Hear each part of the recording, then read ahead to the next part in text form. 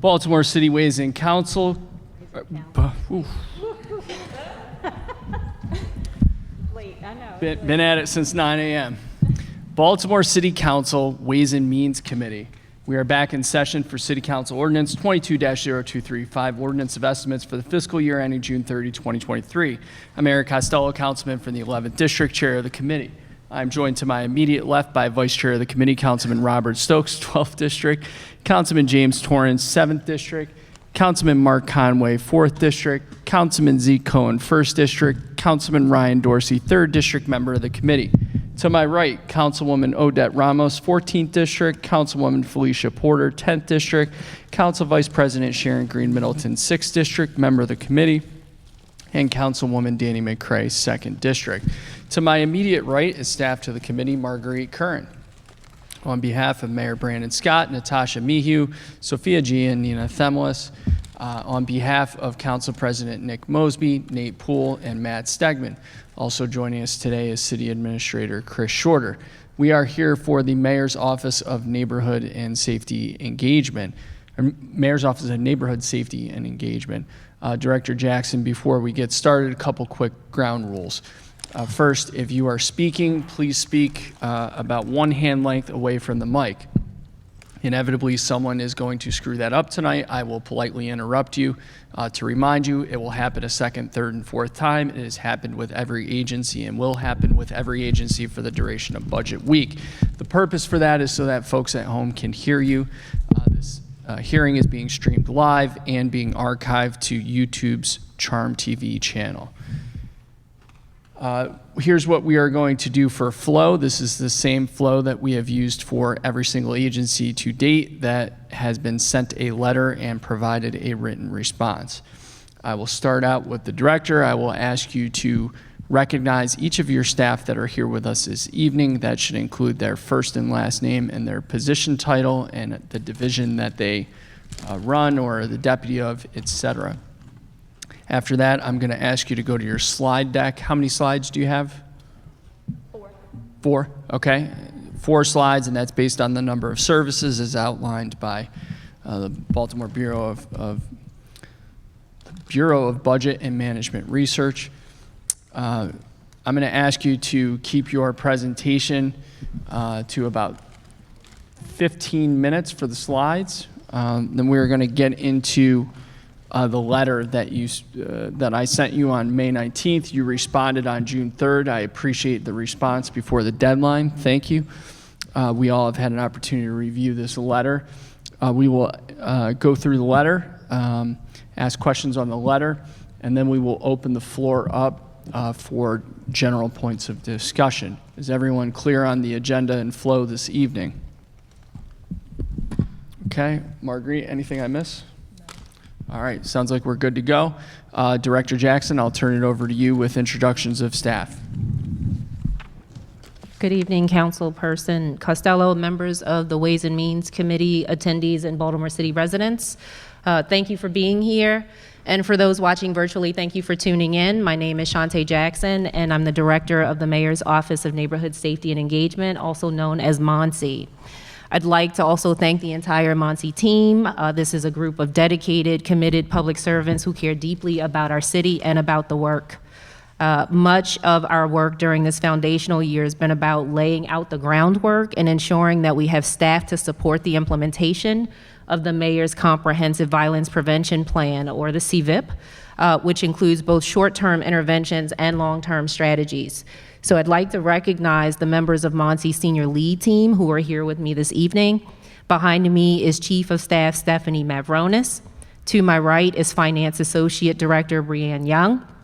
Sitting in the gallery, or sitting behind me here, Victim Services Associate Director Brianna Adams, Communication Associate Director Sydney Burns, Community Engagement and Opportunity Associate Director Wesley Dawson, and Gun Violence Prevention Associate Director Rashad Singletary. It's worth noting that it's Gun Violence Prevention Month. That's why you see us all sitting here with orange ribbons as a demonstration of our solidarity with others in Baltimore City who are doing the work associated with gun violence prevention and those across the country. Just a question here, council person or chairperson. Would it be okay to make a few introductory remarks before starting the slide presentation? Absolutely. The floor is yours. How much time do you anticipate? 2 to 3 minutes. Absolutely. Thank you. So as of this morning, Baltimore's lost 146 people to homicide. That's an increase of 3.5% over last year. We've experienced 289 non-fatal shootings, which is an increase of 2.8 over last year. I want to intentionally pause here to honor the lives that we've lost both here in Baltimore City and around the country, to acknowledge the pain that many of us are feeling that stem from those losses.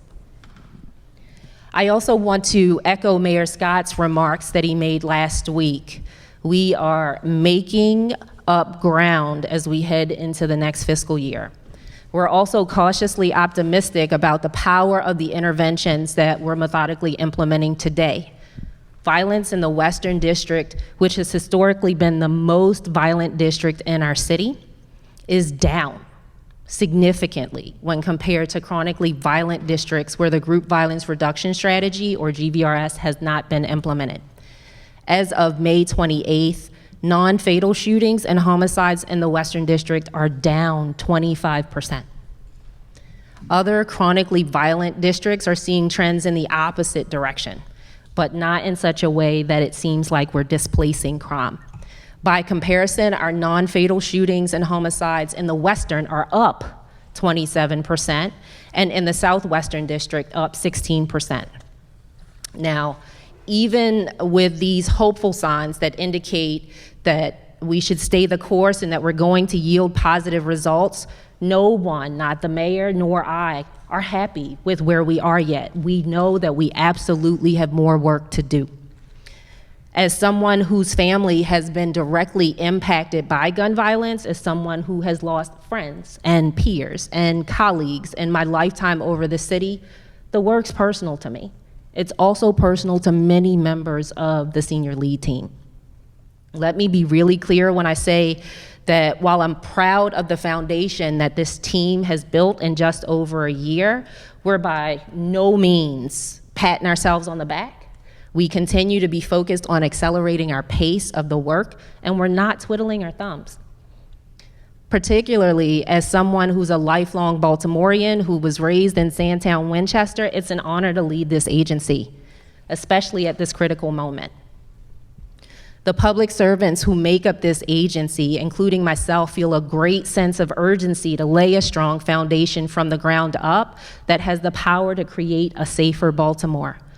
We know a foundation is needed to produce sustainable outcomes for our residents, and that's what Baltimore deserves, sustainable outcomes. Baltimore has my commitment as the leader of this agency that we're going to continue to work tirelessly to stand up this work, to evaluate our impact, and to show our results in the form of a safer Baltimore. Just a couple of more points here, sir, and then I'm going to jump right into the slides. So by way of background for those Baltimoreans who are unfamiliar with MONSE, in December of 2020, shortly after taking office, Mayor Scott announced the establishment of MONSE. It was in January of 2021 that MONSE began operation under my leadership. For all intents and purposes, we're a brand new agency. We're 18 months old. MONSE replaced and significantly broadened and deepened the scope of our predecessor agency, the Mayor's Office of Criminal Justice. We're going to be closing out the first year of our work associated with the CVIP at the end of this month. In the CVIP, we refer to year one, which was July 2021 through June 2022, as the foundational year, and our goal in the first year was defining and staffing the work, building the infrastructure to support it, and establishing critical partnerships at the local, state, and federal level to begin to work to improve coordination. MONSE's made a lot of progress on that front. We know that this work is not overnight work, and we've remained diligently focused on meeting the ambitious timelines and the targets that we indicated that we were going to be working toward during our foundational year, so that we are in a position to maintain course and ramp up our efforts. We're about 1 month away from transitioning from what we call that foundational year, or year 1, to year 2, which is also called the framing year. MONSE as a new agency is nearly fully staffed and has built the strong foundation needed to stand up and accelerate the implementation of our work associated with gun violence prevention. So now shifting to the slides. Looking ahead to our recommended budget for fiscal year 23, which falls under Mayor Scott's Building Public Safety pillar. Starting out, we've got our criminal justice that's not the right one. If you wouldn't mind advancing, let's start there. Thank you. You might have to go back and forth. It looks like it's out of order. Thanks, Bree. Starting out, we've had our Criminal Justice Coordination Service at an amount of $3,309,633. This is associated with MONSE's Victim Services Lane and the work of the Criminal Justice Coordinating Council. So this budget includes a $200,000 enhancement to support the Extreme Risk Protection Order, or ERPO, Navigators pilot program. This pilot initiative is going to fund ERPO navigators who are going to help family members and friends of those who are suicidal gain access to the courts that issue ERPOs. This work is about improving coordination between city government, our health system partners, the courts, and Baltimore families, so that we can get people who are suicidal and have access to a gun the support that they need to keep them alive. Two of the performance measures that I want to highlight here are a target of 2,000 individuals receiving human trafficking prevention and enforcement training, and a target of 100 individual victims served by MONSE grants to community-based organizations in the victim services space. This comes back to the standards and regular reporting requirements that we have for every single grantee. So in the foundational year, we've reestablished the Criminal Justice Coordinating Council. We've laid the foundation for expanded victim services for gunshot survivors. We've also built the infrastructure for case management within MONSE, which is new for our agency. We doubled the hours of operation of the Baltimore Visitation Center, which is a safe place for family members with histories of intimate partner violence to engage in visitation between their children and the visiting parents in a monitored setting. These services are now offered to Baltimore families weekly instead of every other week. In terms of big ticket items for fiscal year 23, Baltimore can expect to see a build out of gun violence victim services at the city level, supporting survivors of gun violence, which we define broadly as a function of city government that's never existed before. Some of you on the council may not know that I had the experience of trying to navigate resources available to survivors of shootings when my son was shot. And it was an eye-opening process for me that ultimately led me to the governor's office because there were no services available at the city level. That changes with the Scott administration. Next slide. Next, we have our Neighborhood Safety and Engagement Service at the amount of $15,537,957. This is associated with our gun violence prevention lane. This is by far the largest investment within MONSE's budget, demonstrating how important we believe the work is.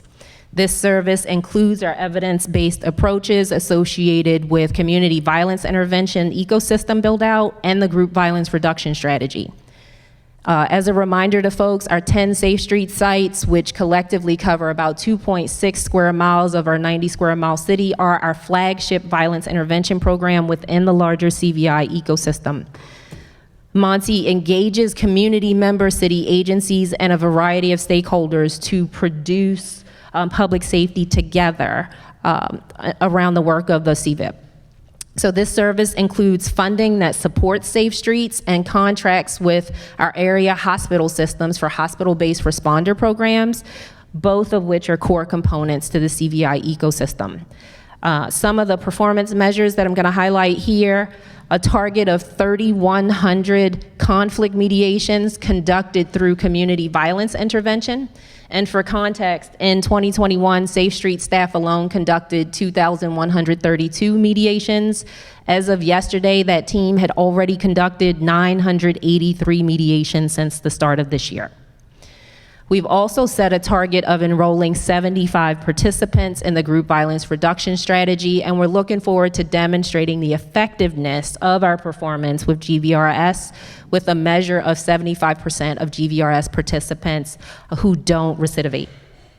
In the foundational year, MONSE began the implementation, as I mentioned a couple of minutes ago, of the group violence reduction strategy in the Western District in partnership with National Technical Advisors, BPD, the State's Attorney's Office, DEA, ATF, FBI, DPSCS, DJS, Parole and Probation, and a whole host of other governmental services and agencies, and also with community-based partners, ROCA and YAP. As I also mentioned earlier, we've seen positive results in the Western, which leave me cautiously optimistic as it relates to gun violence. It's down 25% in the Western, and total Part 1 crime is down 11% in the Western. In addition, we finalized and publicly released the findings and recommendations of our internal evaluation of our 10 Safe Street sites, and we developed a framework for the CVI ecosystem.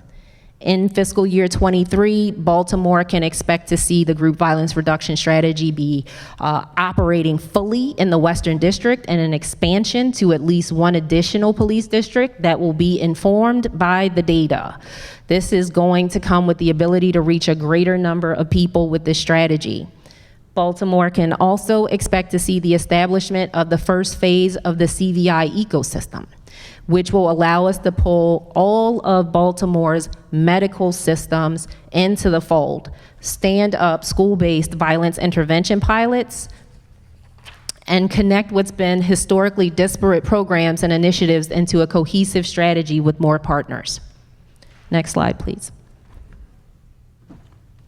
You might need to go backwards.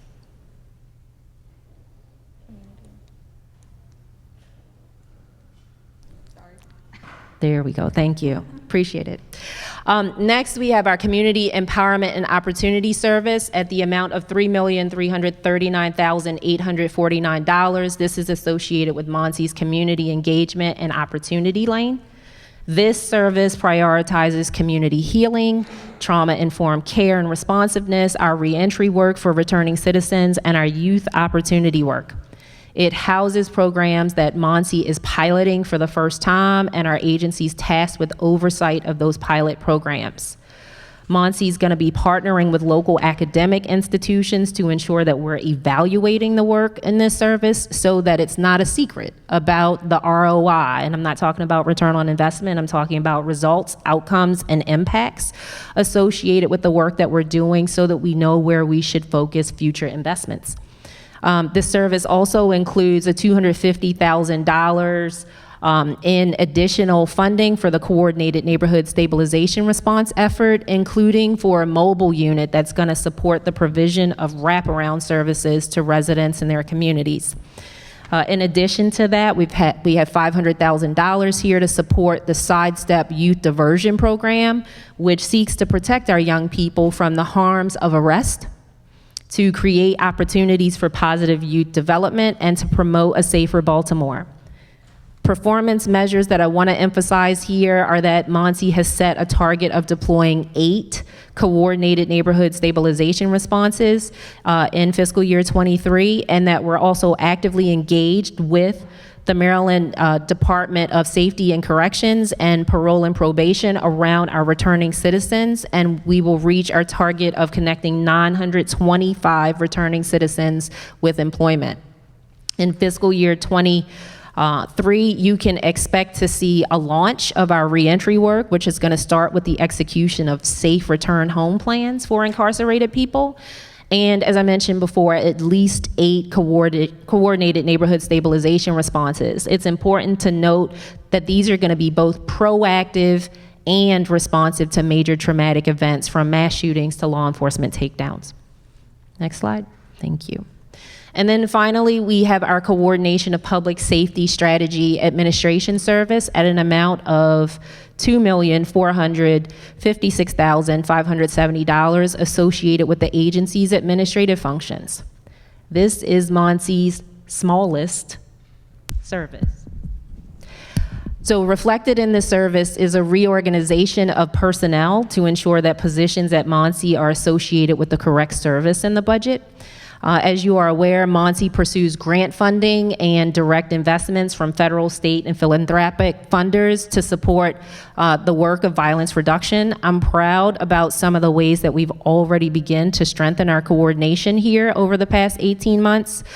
For folks who aren't aware, soon after I began as the agency director, I spearheaded public safety grants coordination by bringing together all the fiscal managers across all of the public safety agencies to take a look at the public safety portfolio in its totality for regular conversations.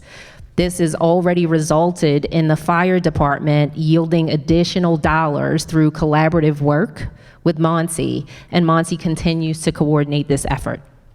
We're also proud to share that MONSE's closed out a backlog of previous contracts spanning from fiscal year 19 to fiscal year 21, which the agency inherited from the past administration. This included 18 fiscal year 21 contracts that MONSE inherited, totaling $2,078,439 that needed execution. It also included 35 contracts from fiscal years 19 through 21 that needed to be cleaned up, meaning that we actively had to work with vendors to manage and ultimately pay out over $8 million. So as a reminder to the City Council and to all of Baltimore who's watching this hearing, MONSE looks forward to sharing our annual report associated with the Comprehensive Violence Prevention Plan, including an updated timeline of deliverables next month in July. And finally, before I conclude my presentation, I want to extend an invitation to the City Council to partner with MONSE in this work in the year ahead, because we can't do the work without you. Transparency, accountability, communication is important to me as an agency leader, and MONSE is going to continue to inform you about the awards that we're making on ARPA allocations. We're going to show up prepared for our quarterly public safety meetings, as always, and publish our reports quarterly with our progress on our website. I would also invite the City Council, my interagency counterparts in Baltimore, to share your thoughts and your ideas with us and to hold us accountable. Now that we're more fully staffed, we're going to be providing even more updates in a way that will allow the public to understand our progress towards implementation of the CVIP and how they can get involved too. We know the strategy is going to take all of us. We've said that from the beginning. We can't afford to have anyone unconvinced or at worst bet on the downfall of this agency or the strategies that we're working to methodically implement with urgency, because betting on the downfall of these strategies is a bet against Baltimore. Our city's counting on all of us.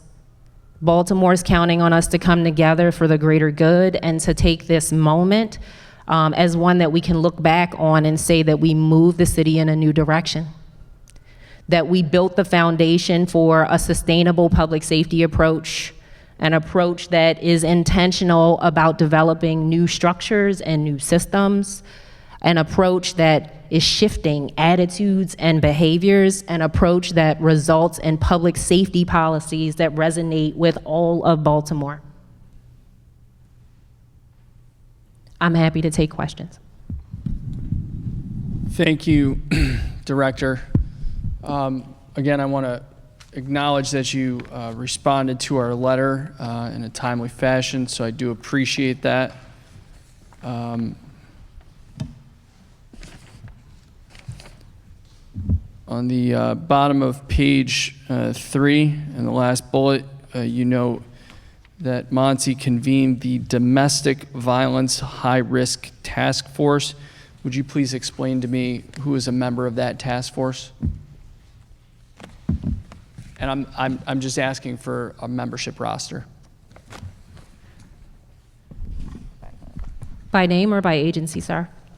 Let's start by agency, please.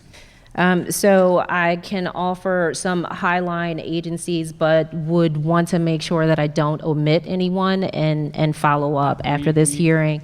We have all evening, so please feel free to read through the whole list of agencies. I'm suggesting that I'll have to go back and get the whole list. Gotcha. But I'm happy to provide you what I know off the top of my head. I might ma'am. miss some folks. So Monsi obviously participates as the convening member associated with this. We are also partnered with BPD. We are partnered with community-based organizations around this work. Specifically, if I recall correctly, the House of Ruth stands as a partner, and there are a few others that I would need to come back to you with the names on. Thank you.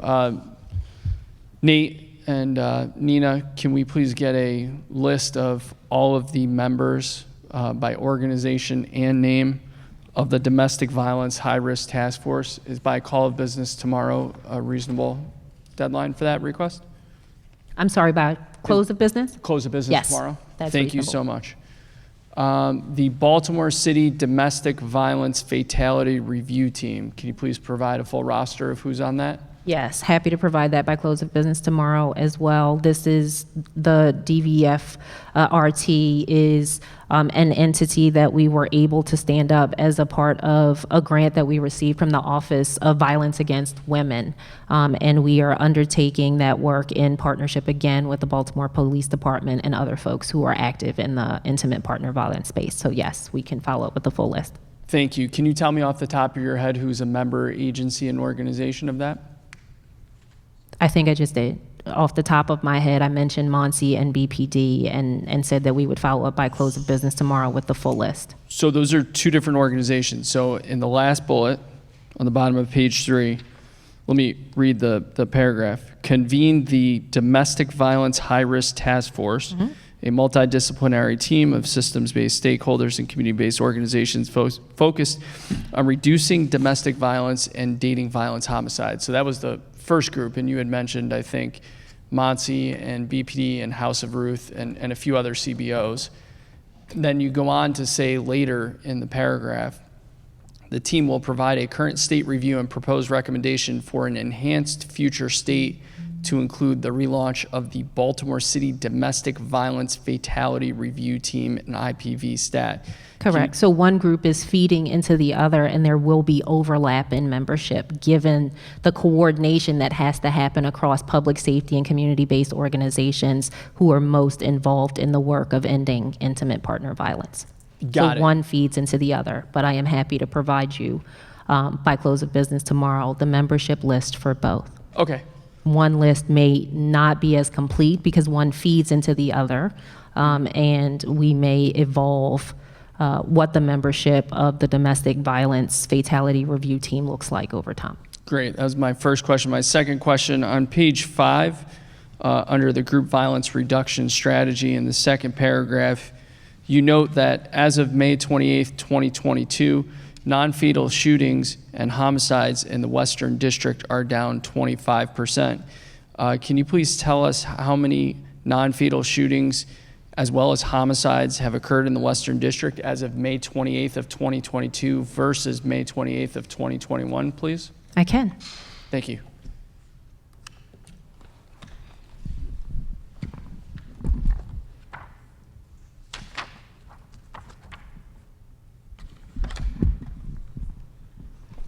In the Western District, for data ending the week of 5/28/2022, according to BPD's ComStat report, for homicides for 2021, there were 21 documented. For 2022, there were 14 documented. For non-fatal shootings for 2021, there were 38 documented. And for 2022, 29 were documented. So the 25% decrease is the decrease in the aggregate sum of both homicides and non-fatal shootings in 21 versus homicides and non-fatal shootings in 2022. Is that correct? That is correct. And in fact, when disaggregated, we are seeing homicides as of 5/28 be down 33% in the Western District, and we are seeing non-fatal shootings be down 24% in the Western. So you had 51 in 2021 and you had 43 in 2022. Is that correct? We had 57 in 2021. The total numbers again are 21 and 38 for homicides and non-fatals, I misheard you. Yes. I'm sorry. respectively. Thank you so much for Yep. clarifying. Appreciate that. Councilwoman McCray.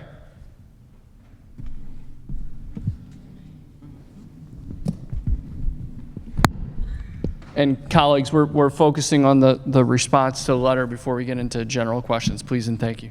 Okay, thank you, Mr. Chair. For the director, for these two positions, I'm looking to see the status of it. I know that it looks like these two were created on 5/17, and it would be the IPV Prevention Coordinator and the IPV Court Liaison.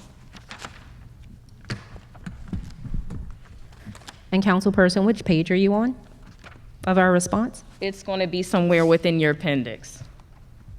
That's going to be page 85. Thank you. And what I'm looking to know is, has there been any change since 5/17? Are they still vacant? Are you guys interviewing? Where are you at on that hiring process for those two positions? Yes, thank you for your question. And Associate Director Young, I'm going to ask you to correct me if I'm wrong here, but I believe that both of these positions are positions that court liaison that were funded by the OVW grant. And while those positions were finally approved by the Board of Estimates and the bans were issued on 5/17, we have not hired for them yet. We are actively recruiting for those. They have been posted onto our website, and we are currently reviewing applications. Director, if I may. Absolutely, Chief. We're actually interviewing for at least one of these positions this week. We're Okay. looking forward to bringing on these hires on board. This is a priority for the administration this fiscal year. And you guys know that that's a priority for me as well. So I'm looking to see if you were in that process right now of actually interviewing folks for that particular position. Absolutely. I think we had our first one scheduled this week. Okay, thank you, Ms. Mavroulis. I'm going to move on to, and Director, I'm going to move on to data-driven strategy programs, and I'm actually going to work my way backwards now that I brought up the IPV. It was great to meet with, I believe that was Deputy Director Lee in the month of May. So what I want to know right now is where you guys at in the implementation since that meeting of the IPV stat. Thank you for your question, Councilperson.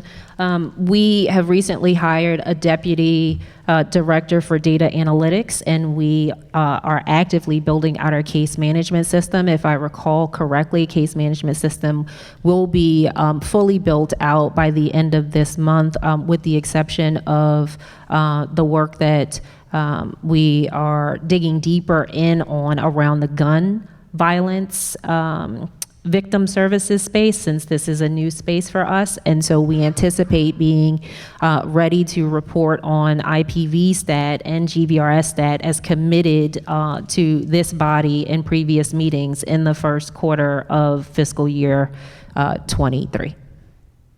Do you know what data you're going to be capturing within the IPV stat? Generally speaking, yes, but I would offer that much of that data is going to come out of the work that the Domestic Violence Fatality Review Team is going to be putting together. There is also a domestic violence work group associated with the Criminal Justice Coordinating Council that will partner with us to determine what data, both aggregated and disaggregated, it makes the most sense to capture. We obviously want to make sure that we're capturing the number of victims, the type type of victimization, whether or not we're dealing with single victimization or poly victimization, the types of referrals that we are providing for those individuals and their families, any sorts of visitation supports that we are putting in place for those families through the Baltimore Visitation Center, amongst other things. I'm going to go back to page 3. I believe that's where our chair started. Particularly around this commitment that some of our Baltimore area trauma centers, and this is just from your letter, have made to stand up hospital-based responder programs where they do not currently exist. Can you identify, let us know what hospitals have made that commitment? What is the timeline? And what do the responder programs entail? Yes, so the medical systems that have made a commitment to Mayor Scott to enter into contracts with us around hospital-based responder programs include Johns Hopkins Hospital, Shock Trauma, LifeBridge, including its Grace Medical Center, MedStar Medical System across all 3 of their hospitals, which are Union Memorial, Good Sam, and Harbor Hospital. Thank you. And St. Agnes is the last one. With regard to what we expect those folks to deliver, hospital-based responder programs are well known nationally and seen as effective parts of community violence intervention programming, which is why we engaged in conversations with our partners in February, inviting them to participate, because we have folks who are hospital employees going to the bedside to provide wraparound supports to ensure that retaliation is not on the radar of folks who are survivors of non-fatal shootings. It gives us a very limited window to make sure that we're doing an assessment around what that looks like, because we know that folks that are survivors of non-fatal shootings are typically in the hospital on average between 2 and 12 days. And so we want to make sure that we're getting folks there to determine if they need legal help, if they need compensation reimbursement, if they need mental health supports, if they need medical supports, and a whole host of other things that they may need. It also tells us what communities they're going back into so that we're able to connect with our broader community violence intervention ecosystem to, again, reduce the likelihood of retaliation. When you say Johns Hopkins, I know we have a level 1, we have a level 2 trauma center. Is a pediatric trauma center also included within this? Johns Hopkins Pediatric Trauma Center. So I would offer probably not as a part of the first iteration of this work, given that the hospital-based responder program that we're implementing out of the gate surrounds gun violence victims in general. So to the extent that we have pediatric gun violence victims, they would be encapsulated. But if we're talking about specific items of victimization or traumatization that are not connected to gun violence, if you will, that may negatively impact someone that's considered a pediatric patient, that would be up for further discussion with Johns Hopkins. I would like to see that done, even if it's in another iteration. Just thinking about the youth fatality task force and that report that came out, I want to make sure that our hospitals are standing these up in all areas, especially if they're going to partner and collaborate with the city on this. Thank you, Mr. Chair. Those are my questions for now. Thank you. Director, just a quick follow-up before I go to Councilman Conway. Do we have contracts in place for St. Agnes and MedStar? Do they have active contracts? So we have contracts for St. Agnes for one of MedStar's hospitals currently in fiscal year 22, and also for Sinai Hospital. And what about LifeBridge? Right, that's Sinai. You do have one in place. For fiscal year 22, yes. You do. So those 3 hospitals we do have contracts for. We're expanding from those 3, obviously, to the additional hospitals that we mentioned.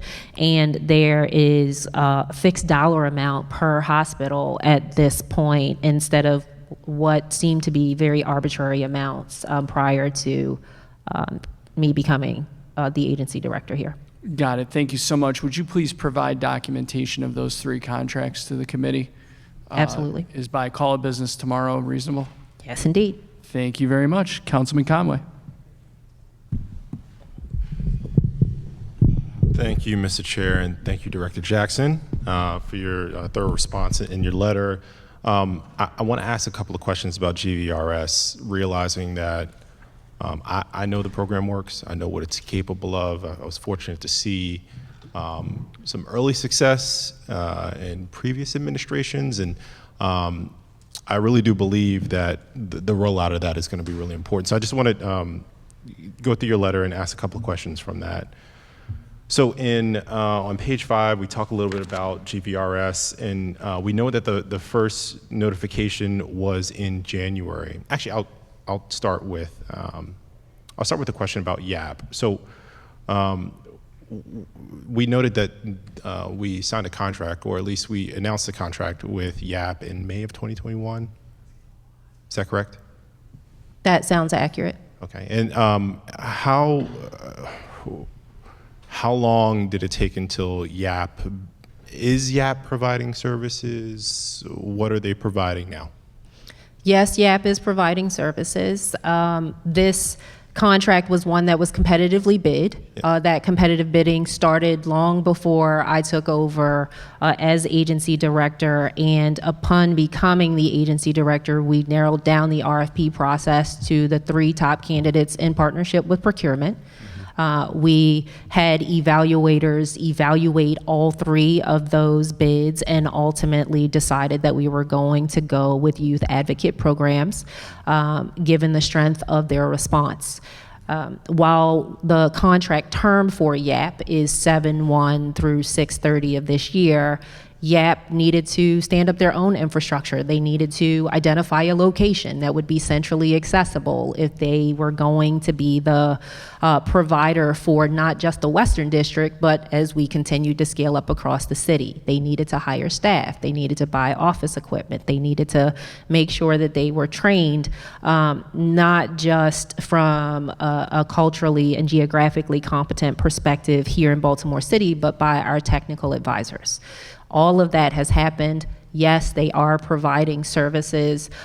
Specifically, YAP focuses on the older GVRS population, which is folks who are 35 years and older, and who we know, based on the problem analysis, actually make up more of the group involved individuals who we are targeting than the young folks who are 20, 24 and under that we're working with. So with the ramp up for YAP, how long did it take until they were in some way, shape, or form functional? For GVRS specifically. So I would offer that the question for YAP is one that should also be asked of ROCA, because both are providers of life coaching and wraparound supports for the group violence reduction strategy and the work that we were doing with technical advisors, in addition to making sure that we were staffing up MONSE and making reallocation changes for BPD all need to be taken into consideration. This wasn't just about getting our service partners ready, but making sure that from a city agency perspective that we were also ready to deploy the work. And so when we launched in mid-January, that is when all parties were sufficiently ready enough for me, with a high degree of confidence, to be ready to say, in partnership and guidance from our technical advisors, that we were ready to go. So that's helpful. And so how long, I guess, for both YAP and ROCA did it take for both of them to be functional in order to support the GVRS program? When will we function? When they began accepting referrals? Yeah, sure. Yes. So they began accepting referrals in mid-January. January. So from May 2021 to January 2022 this year. Excuse me for 1 second. Can you use the mic also when you're speaking? I'm sorry, ask the question again. So it took us, I'm bad at math, 7 months, 8 months, roughly, depending on when in January we started. From the time that the contract was going to be into effect. Okay. Yes. And then regarding this is an issue I think we've talked about a little bit before in public safety meetings. In the last public safety meeting in March, we noted that we custom notified 10 people. How many? In a letter, we noted we custom notified 16 people as of the end of May. And I believe the response is in the letter here. yeah. Bear with me for a second because the number has significantly increased since phase 1, which ended on March 31st. Bear with me.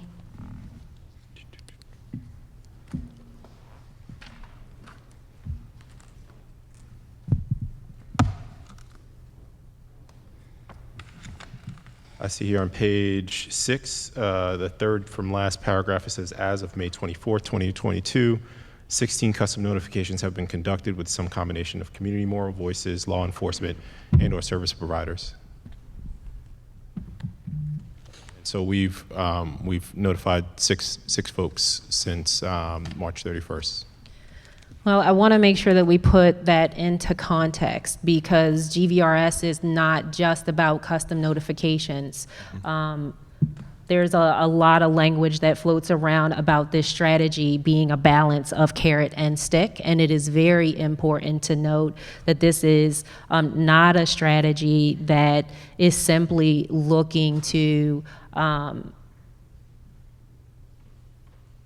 have folks who continue to engage in activity that's destroying our communities to be given the opportunity to just walk away from that. And so when we think about carrot and stick, we want to think fully about the number of indictments that GVRS has led to. We want to think about the number of folks who are actively under investigation because of the intelligence that folks are sharing as a part of these conversations. And so we know that... Director, do you mind if I can butt in a little bit? Wouldn't those folks be captured if they are part of the GVRS program? Isn't a custom notification or call-in the entry point to the program? No. Okay. Explain. No, it is not. So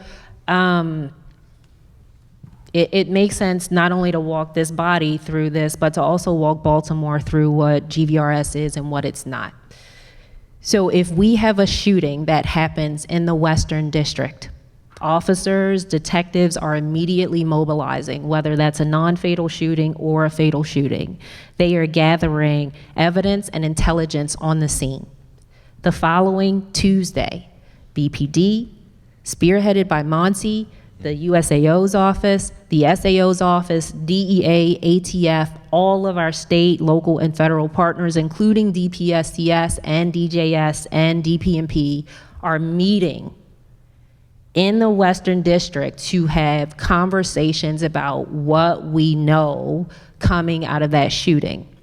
If we've got intelligence that tells us or we've got a strong suspect, everyone's not going to get a custom notification. If there is deconfliction happening between the state's attorney's office because there is an active case, it would be disingenuous for us to provide a custom notification that said, hey, come and talk to us, and if you walk away from the life, we're going to provide you with all of these services, if in turn, a week later, we're going to arrest them and send them to jail. And so no, every instance is not a custom notification. So I struggle with that a little bit, if only because the purpose of the program is to intervene for folks. And of course, if there are folks that have done a criminal action and we have evidence to put that person behind bars, there's no need for them to go into the program if we can catch that person. But for those that we catch, or rather those that we intervene before they make a violent action, those are the folks we're trying to intervene in advance and stop them from becoming violent criminals or reoffending in some way, shape, or form. And this leads to the whole gap questioning that I was getting to in ROCA as well. If we're able to offer those folks services, get them off of the streets, get them away from that life of crime, in my mind, it would be only the 16 that have been custom notified that are receiving those services from YAP or from ROCA, but even more that we could claim any success on. Am I wrong here? Am I missing something? I'm going to ask for your grace for a moment because Sure. I want to make sure that I'm pulling the most recent stats, and I've got 2 binders here to All make good. sure that No, I'm I prepared. appreciate the attempt. Thank you.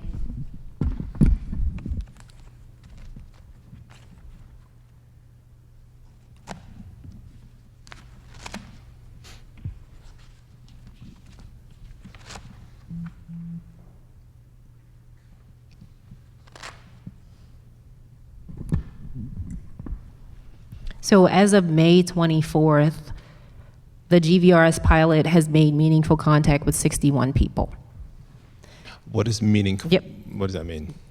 So ROCA and YAP have collectively engaged 21 participants with intensive services connected to the strategy. We know that GVRS is not about reaching every single group involved individual in the Western, but reaching the right people. That's something that we heard directly from our national technical advisors when they testified at the last public safety hearing. So Can I ask a question with regards I just to want to that? finish my point here, if I could, sir. So 31 people have been charged as a result of this strategy, based on intelligence where no custom notification was delivered.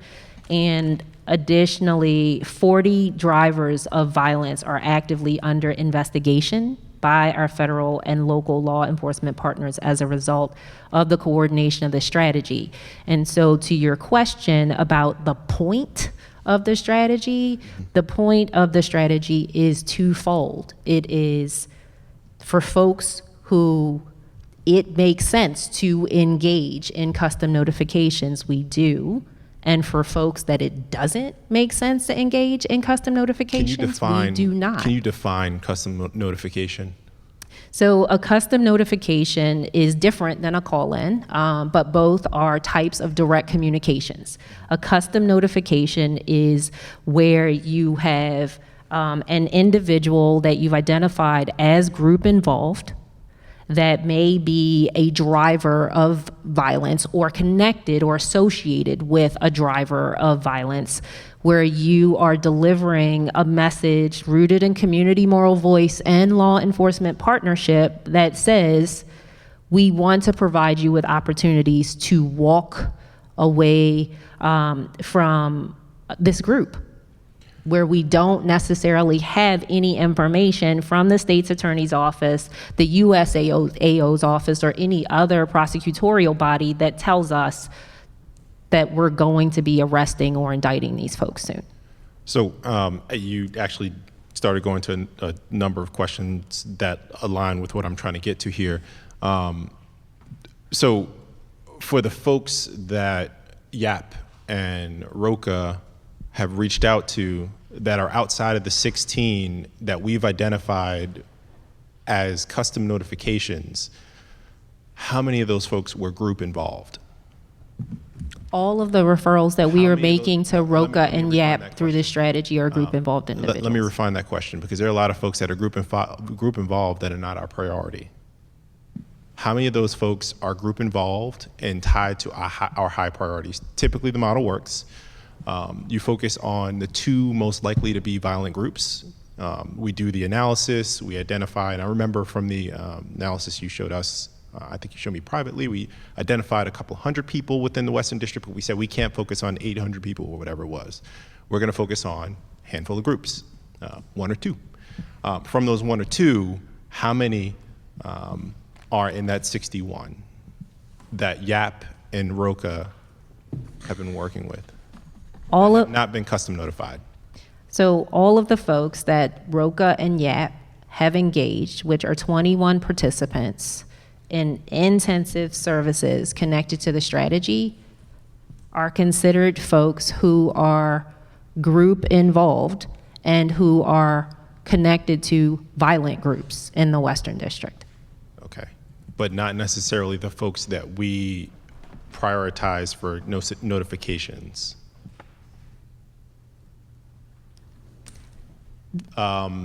Forgive my analogy here, but the cream of the crop, the folks that are causing the most problems, those are the folks that we're focusing on for custom notifications, correct? So some of these folks, I'm going to assume that, I don't want to make any assumptions. Let me back up here. Are you asking questions about the ARI list? I don't know what that is. Okay.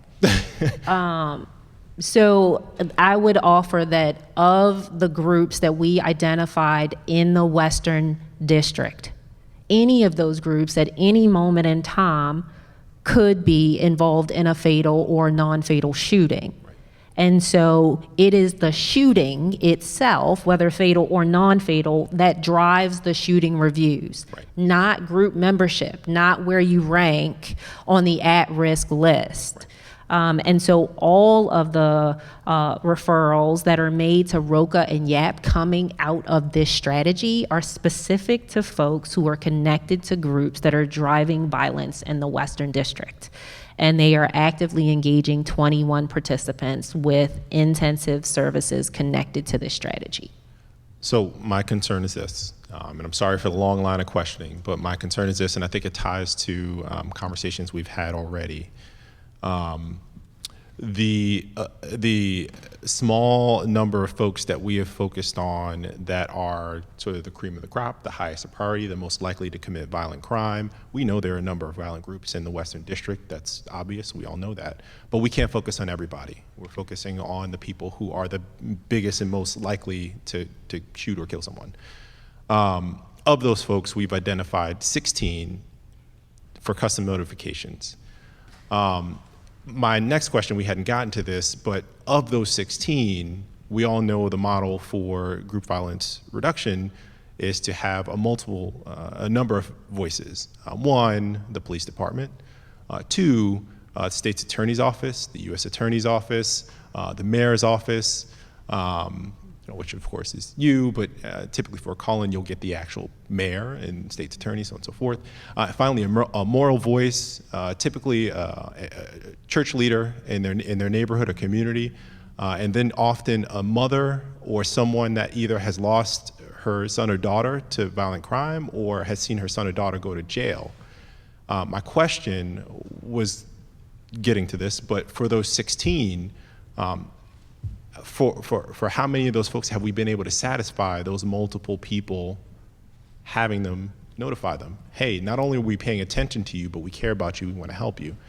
That's a big part of the success of the model. So I don't know if we can answer that for the 16, but that's my question. Sir, I don't know that your question was clear to me. Is your question how many have had the complete notification? Not just a police officer, which we understood was the case with the initial 10.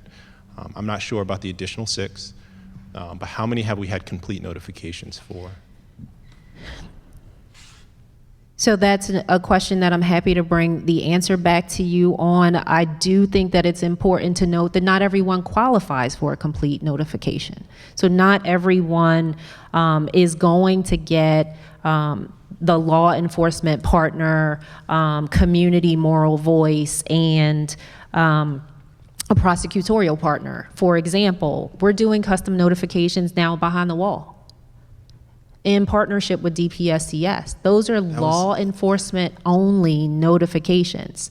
There are times when it is most appropriate for there to be no community member at the table, and there are also going to be times when it's going to be appropriate for there not to be a law enforcement partner at the table or a police officer at the table, but parole and probation to be there. So for example, there have been cases where we've had a probation officer compel someone to appear before them so a custom notification could happen. And that agent, in partnership with a community member, is delivering the message of "we care for you." Would we consider that a complete custom notification? Absolutely. But we've got to be really thoughtful about when it makes sense to have 100% law enforcement only there. We aren't carrying community moral voice into the prisons with us, or in cases where it's not appropriate. So with the behind the wall prison kind of scenario, how we identifying those folks? I mean, are we identifying those folks because they're going to get out very soon, or are we identifying those folks because they are still tied in some way, shape, or form to groups on the street? So what's our logic there? So I'm gonna be very intentional about my words here because I don't want to talk about BPD investigatory methods, but what I will share is that everyone that we're doing custom notifications on, whether behind the wall or not, are group involved individuals. So they are either known associates, absolutely members of a group, or we picked up some level of intelligence, whether that's associated with a phone call or some other sort of communication that tells us that we need to be doing a custom notification on them. And it could happen for folks who are in pretrial status. It could also happen for folks who are behind the wall. They've been sentenced. And then with our strategy of going to folks behind the wall, Come back to you. okay, I'll finish this question. Thank you. With our strategy of folks that are behind the wall, what leverage do we have on that person? We absolutely have leverage. We are making sure that we understand what their exposure points are, and folks that are delivering these custom notifications are taking letters in from Mayor Scott that I personally get him to sign every single week that tells those folks what their exposures are, because we have that information via intel, via sentencing, via partnerships with prosecutorial partners, and that gets delivered along with the message associated with the notification. I'll clarify the question. I understand, of course, you even coming in from the mayor's office to have a conversation with them speaks volumes. However, when we're going to someone on the street and saying, hey, look, we know that you are potentially involved with violence in the neighborhood and we're focused on you, you do something, we're going to get you if you spit on the street for littering. Like, we're coming for you for whatever it may be if you are known to be involved with something violent. With someone who's already behind bars, we don't have that leverage. We can't threaten with that, and even more, we can't really offer them any services because they're already behind bars. So the beauty of, unless they're getting out, of course. So the beauty of the group violence reduction strategy is that if we think about this holistic approach to violence prevention and what drives violence in communities, whether you are in pretrial and so you don't know if you're going to get sentenced or if you're going to get out, or if you're behind bars and your sentence will be elongated or not, we make sure that we know what your life outside looks like. We make sure that we understand if you have children, if you have family, if folks in your life need supports. And so the group violence reduction strategy is about making sure that we're having conversations about how we can help individuals in the entirety of their lives. And so there absolutely are leverage points, whether it's a longer sentence, whether it is, you've got a family out here. Let's have a conversation about what supports you and your family need in order to make sure that no more violence occurs. We are aware of X, Y, and Z conversation happening, and we need you to nip it at the bud. Like, it needs to stop before it even starts. And so I would offer that we do have leverage points and that we've already seen some successes. Director, Councilman, I'm gonna come back to the councilman. Sure, I wanna thank you, hit Mr. another Chair. Couple other members, and we'll come back to this line. Council Vice President Middleton. Thank you, Mr. Chair. I first just want to do a shout out to, I guess, your deputy, Rashid Singletary. I know that my questions are going to be quickly about Safe Streets because that's what I'm most familiar with when it started in the Park Heights community. And I noticed in your letter on page 3, bullet 3, you're still not giving, numerical data on, tracking the number of conflicts for Safe Streets. And I know way back then when Safe Streets first started, that was one of the things that they really kind of highlighted in that community to show how, they are really helping the community. And I know that and just an added thing, I know that you recently partnered with the opening of Center of Hope, which Sinai also has been a supporter and financial supporter with Safe Streets in that area from its inception as well. But I'm just really baffled about why you're not giving, those numbers, and if you could explain. Thank you for your question, Councilperson. I would offer that we share Safe Streets numbers on a regular basis, both via social media and through our quarterly reporting that we provide through the Public Safety Committee. During this hearing, we've shared the numbers for 2021, which we've shared repeatedly, and even the mediations to date. We typically share those on a monthly basis. I recall Mayor Scott on multiple occasions actually mentioning mediations to date on a regular clip, given how frequently we provide them to him. As of right now, 983 mediations since the start of this year, with a target of 3,100 for fiscal year 23. But we absolutely provide those numbers on a quarterly basis, and anticipate that as we overhaul the website for Muncie and build out the case management system that I referenced earlier when answering Councilperson McCrae's question, that those numbers will be even more readily available. So the media is giving out misinformation, basically, is what you're saying.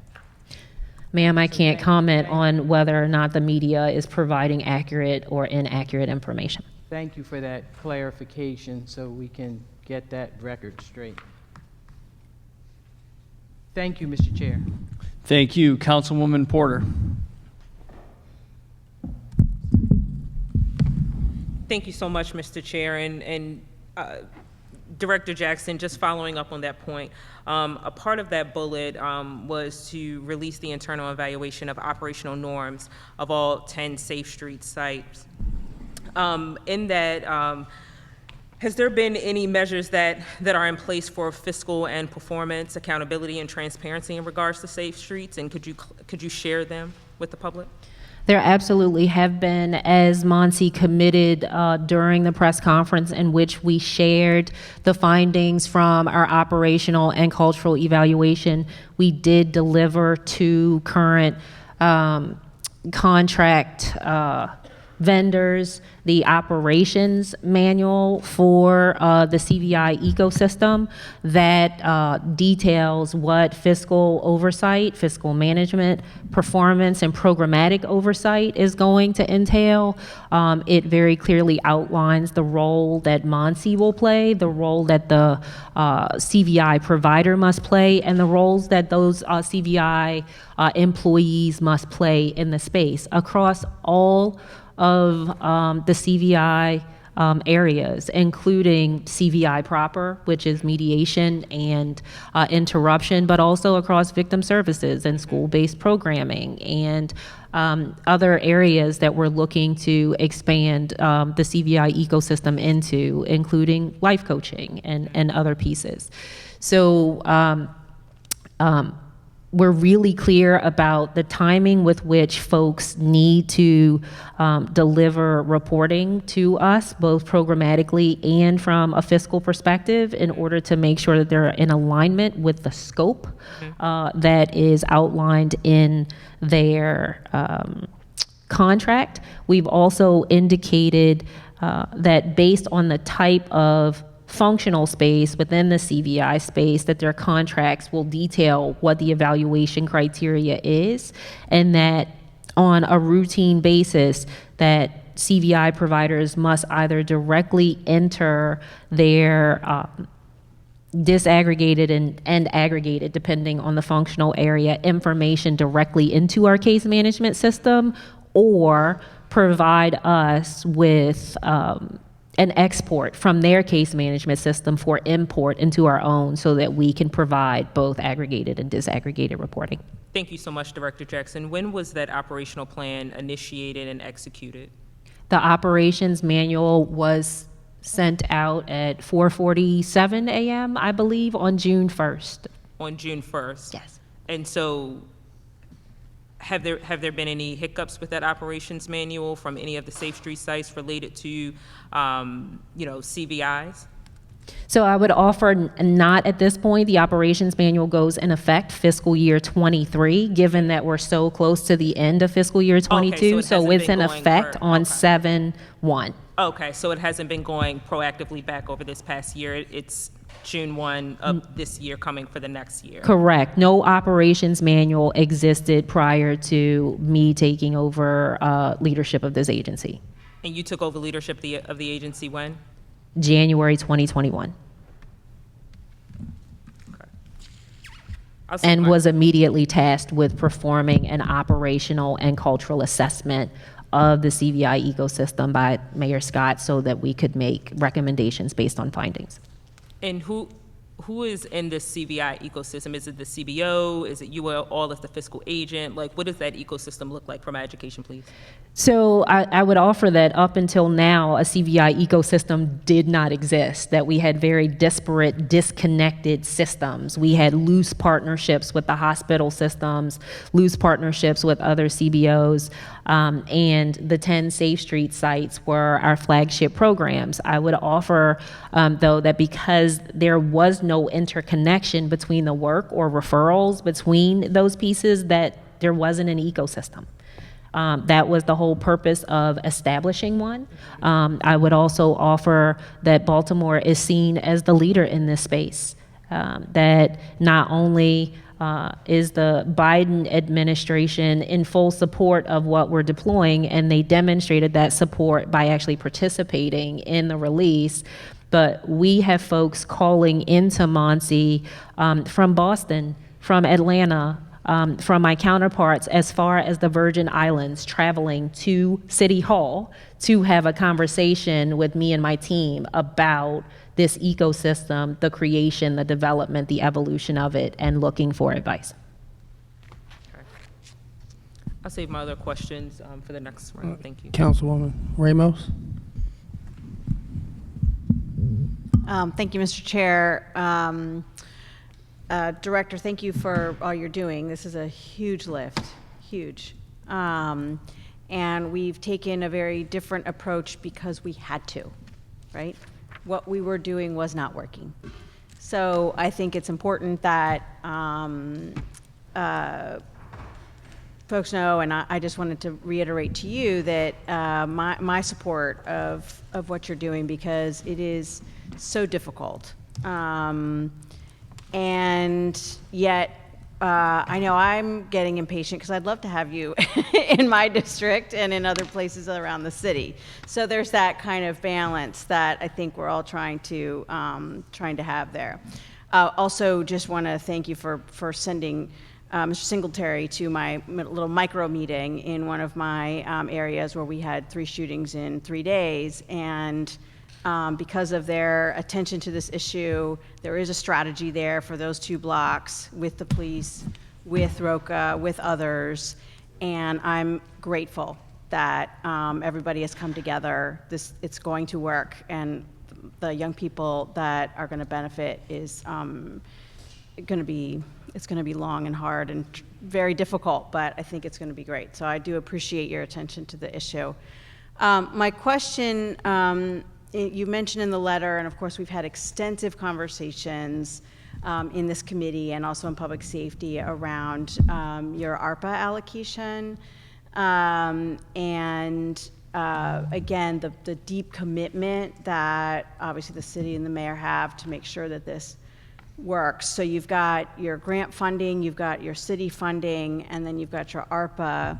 Can you have an extensive appendix here of how you're going to use that money, so we don't have to go over the details. And then you have partners that you've been granting some of this for the services that you're providing when you're literally extracting people from their environment in order to get out of the life, as you said, right? So I wondered, because of, you know, sort of all of this happening, it's part of the building up year, at some point ARPA is going to end. So I wonder if you can talk about, and maybe it's, I think you definitely have to think that far ahead in terms of how do you then sustain that work that we're putting in now to then be able to make sure that, now granted, if we all do our work correctly, we don't need all that money later, right? But that's probably not for another 20 years, right? So tell me a little bit about your sort of sustainability strategy. Thank you for your question. You're absolutely right. We're not going to be finished in a year or 2 years. Transformation takes 10, 20, 30 years. It absolutely does.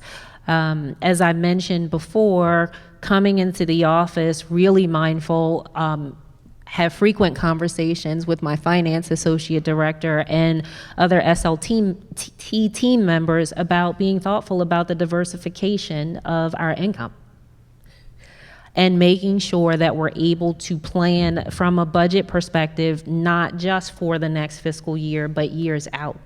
So when you're thinking about a strategic plan, well, the first thing that you're thinking through is what you need to get done. And the second thing that you're thinking through is what are the talents, abilities, skills, tasks, right? What are the people? Who are the people that you need to do this work? The third thing that you're thinking about is how am I going to sustain it? How is that going to work? And so we have been really thoughtful about that. It's why we're actively engaging with other public safety agencies around blended portfolio and development investment, and why we've been able to yield quick wins associated with being able to figure out how to get dollars to the Baltimore City Fire Department that they wouldn't have necessarily had if I wasn't very adamant about us figuring out what a combined portfolio around public safety would look like. I would also offer that we're really focused on showing our impact to be able to make a case for additional general funds. Grateful for Mayor Scott reverting back to results-based accountability or budgeting, because we absolutely want to be held accountable for the impact that we're making and then use that to drive funding decisions. We're confident in our ability to do that. And so while we're having these conversations, while we're really thoughtful about making the case for general funds, we're still rounding out year one, which is a foundational year. As we get closer and closer to year 25, we believe that between that general funds allocation, the portfolio diversification across the public safety suite that we're looking to make, our deepened relationships on the state and federal level that will provide us with even more granting opportunities than we have now. And I want to be really clear in saying that for fiscal year 23, I've already been able to get $10 million in grant dollars. And so using and leveraging relationships and results that speak to the need for this funding will also make sure that we've got a plan fully mapped out as we get closer and closer. Every year we anticipate seeing the diversification of that portfolio, that revenue in the portfolio change.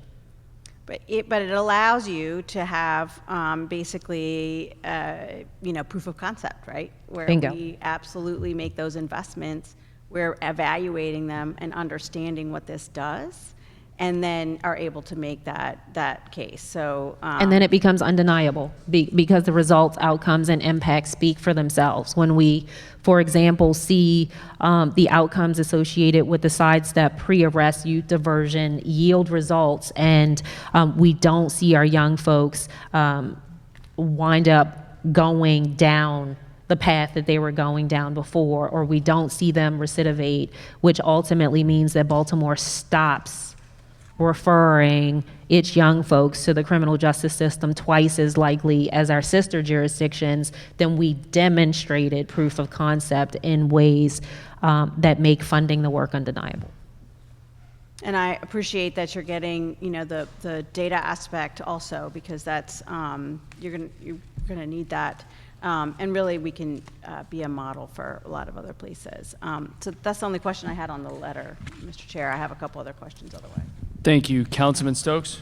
Director Jackson, I have mentioned this to We Are Us. I mentioned it to Dr. Buntley at the African American Male. In the 12th district, there's no safe streets.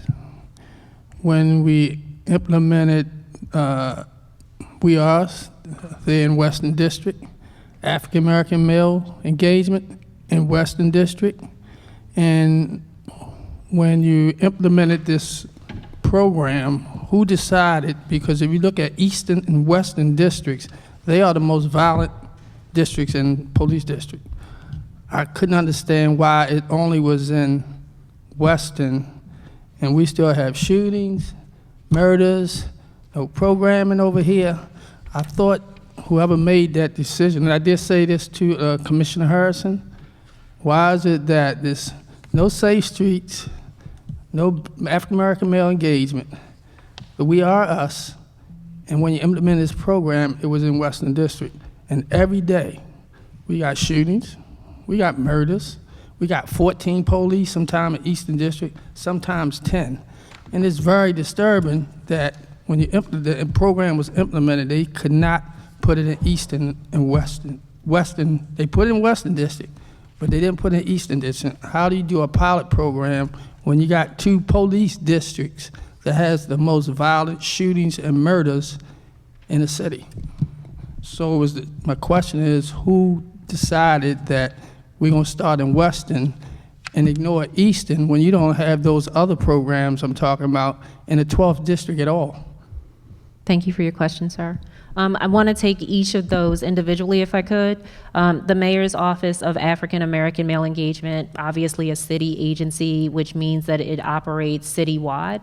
I would offer that any implementation that they're having, if it is your impression that it's hyper-localized, probably a better question directed to Director Bunley or to Deputy Mayor Leach, because I have no oversight of the Mayor's Office of African American Male Engagement.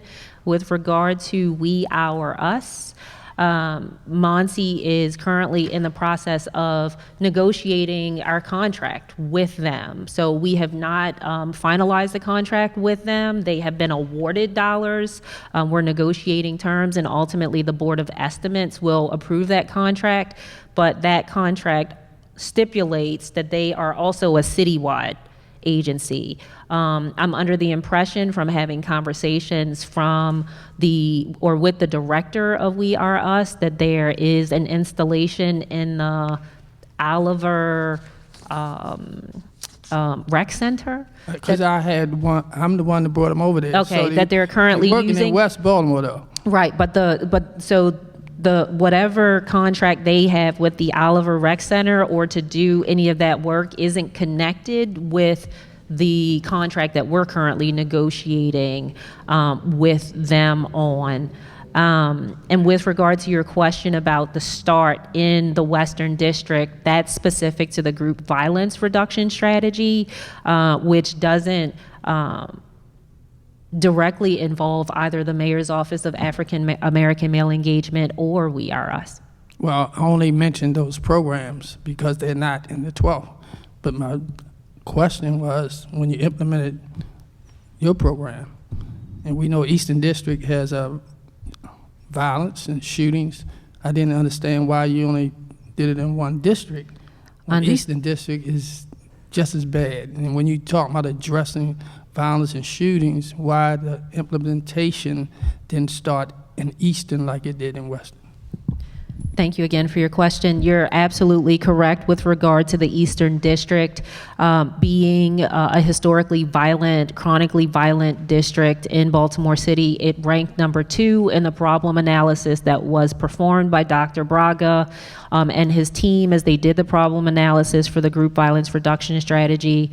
With regard to why the Western first, it was a data-driven decision, quite frankly, and with the understanding that it would be premature of us to attempt to launch this strategy in 2 districts simultaneously, that we have attempted to do this twice before as a city unsuccessfully, and being really thoughtful and methodical about what our approach was going to be this time in order to appropriately scale up in ways in the Western, conclude a proof of concept, complete the evaluation of that proof of concept, and then scale to subsequent districts based on data. So all of the decisions will be data-driven decisions.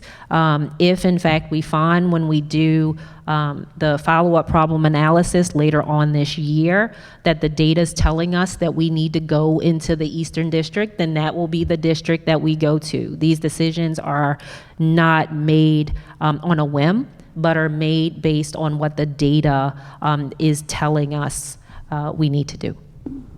Thank you. Thank you. Councilman Torrance? You've been promoted to vice chair. Oh no, I'm out after this. Good evening, Director Jackson. So first, I want to preface my comment with. Councilman, you got to get. Oh no, I'm tired, guys. I just want to first preface my question with I'm happy about the results that we are receiving from the group reduction work that we're doing in the Western District. I can say from the work that we've seen in terms of intelligence, it has created an atmosphere that is unparalleled before that I've seen before in the Western, where community members are actively providing information. And I say that because given the culture in some neighborhoods, that is a big shift to provide that information and to do it in a safe way. And I'm thankful for the process that you put in place to protect anonymity for those who are offering that information. So my question is, and this is a part of that scale, question is, now we know some of the tenets of what's working in the Western, how can we start using some of the intelligence that we're using? Because unlike most council persons, I have 5 of the 9 police districts, and the Western happens to be a neighbor to many that are experiencing violent crime. So how is that working with the Western's neighbors in the Southwestern, the Central, and the Northwestern? Thank you for your question, Councilperson. I would offer that while the group violence reduction strategy has not expanded outside of the Western District, it does not mean that intelligence is not shared across BPD districts. In fact, that's how they do their work. And so any intelligence that's gathered as a result of shooting reviews or information that is shared via shooting reviews from detectives, from local, state, federal law enforcement partners that would be relevant to solving cases in other districts, we absolutely share that. We know for a fact that many of the IBIN leads, which are associated with the ballistics connected to gunfire that's coming out of the Western, are connected to the Southwestern District, are connected to other districts. And so using that intelligence to make sure that we're able to connect cases helps BPD's clearance rates. That the sharing of the intelligence is absolutely happening. And I would defer to the police commissioner with regard to additional questions about how we're using Baltimore City intelligence centers across the city to make sure that that information share is happening in appropriate ways. Thank you. And then for my next question is related to returning citizens. And for the committee, I know we've had these conversations. Could you explain the plans that 15 or 18 months that, can you explain the plans to the committee to think about the structural work that has to go into providing a person an opportunity to safely transition? Councilman, speak in the mic, please. Y'all getting the best of me tonight. Okay.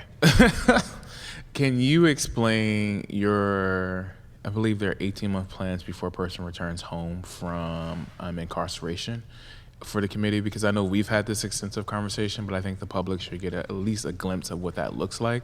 Because unlike other districts in Baltimore City, my district receives the majority of returning citizens from incarceration. Yes. Yes, that is absolutely true. Just had a meeting today with the Justice Policy Institute along with the Chief Administrative Officer. And in fact, we know that the vast majority of returning citizens are coming home to Sandtown, Winchester, as the #1 neighborhood in this city that folks return home to. With regard to safe return home plans, I mentioned in my response to the council that through our partnership with DPSCS and with parole and probation, who we meet with on a regular basis, we will be ramping up our reentry service provision. Also mentioned this as we talked about fiscal year 23. In fiscal year 23, that will afford us the opportunity to go behind the wall, to talk to individuals up to 18 months prior to them returning home, to create safe return plans that account for any barriers to safe return that they might encounter, to have conversations with family members ahead of time to the extent that these individuals deem appropriate, to make sure that they have the supports they are going to need when they come home. Partnering with the Mayor's Office of Employment Development around making sure that transitional employment is in place, and that we're making referrals and direct connections to the reentry center at Mondawmin, in addition to documenting those plans and following those returning citizens via case management for up to 2 years post incarceration to, again, ensure results, outcome, impact. Happy to go into more detail and or to connect any council member with Wesley Dawson, who's the associate director that is responsible for the reentry work for Monty. Thank you, Mr. Chair. I yield back. Thank you. Director, on page 7 of your letter, in the 4th paragraph, you state, while Monty understands the frustration around a lack of publicized law enforcement takedowns, it is false that 0 have taken place to date. At this time, the agency is unable to share the details of law enforcement actions that may be underway, parentheses, especially those actions that include federal partners, end parentheses, but can assure the City Council that details will be shared publicly as soon as appropriate. Can you please advise how many law enforcement takedowns have occurred to date? That is information that I'm happy to provide to the council by close of business tomorrow. But to provide some additional context, Chairperson, what I will share is that in many cases, we are unable to share details of those law enforcement. Director, I'm good. Okay. I fully understand Got it. the context of it. Thank you. Director, on page 1 of your response, you noted that in my letter, I had stated that Mayor Scott tasked Monty with implementing the city's violence, or actually, no, pardon me. You stated Mayor Scott tasked Monty with implementing the city's violence prevention strategy. And then you go on to say in the 3rd paragraph, I would like to clarify that the mayor made a commitment to reduce non-fatal shootings and homicides by 15% through the implementation of the Comprehensive Violence Prevention Plan. This plan involves Monty, BPD, and State's Attorney's Office, and many city agencies and partner organizations together. Who is it that's responsible for coordinating this plan? I think you just answered that question at the beginning of your statement. I'd like to hear your response. So my response in the letter indicates that Monty is responsible for the coordination of the Comprehensive Violence Prevention Plan, and that the plan involves more than just Monty. And when do you expect, when do you project that we can reasonably expect a reduction in crime as a result of this plan?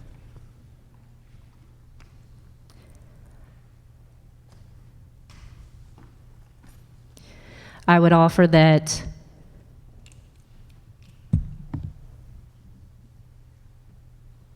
I understand the question and I understand the sense of urgency associated with the question. I would also offer that we are already starting to see reductions in the Western District, as I alluded to before, via the group violence reduction strategy pilot that's happening in the Western.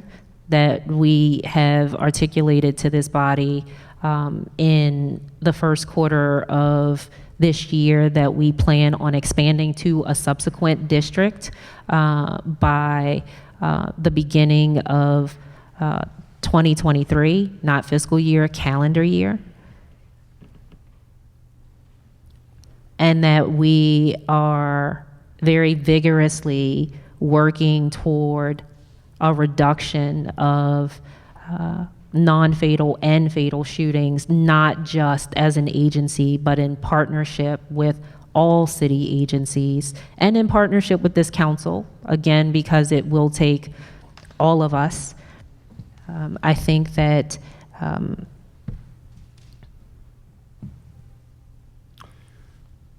it would be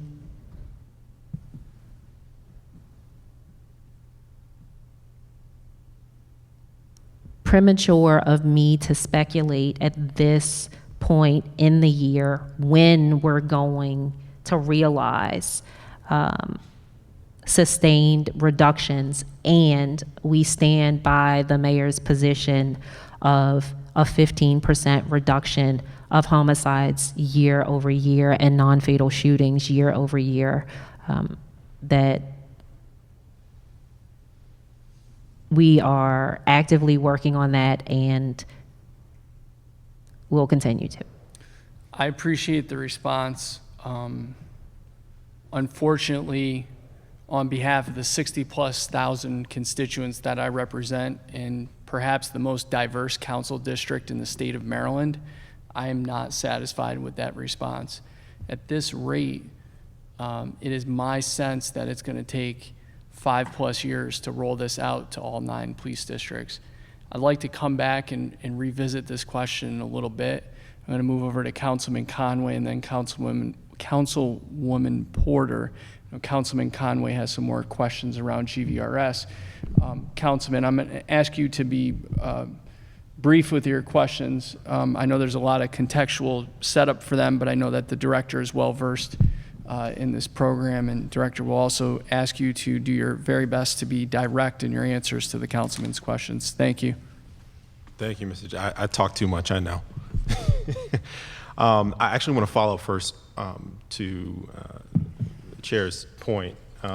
So looking at the resource side of things, GVRS has been very resource intensive to date. I'm really kind of curious if we're certain that at this rate, expanding to 9 districts is it times 9? Or I'm sorry, is it?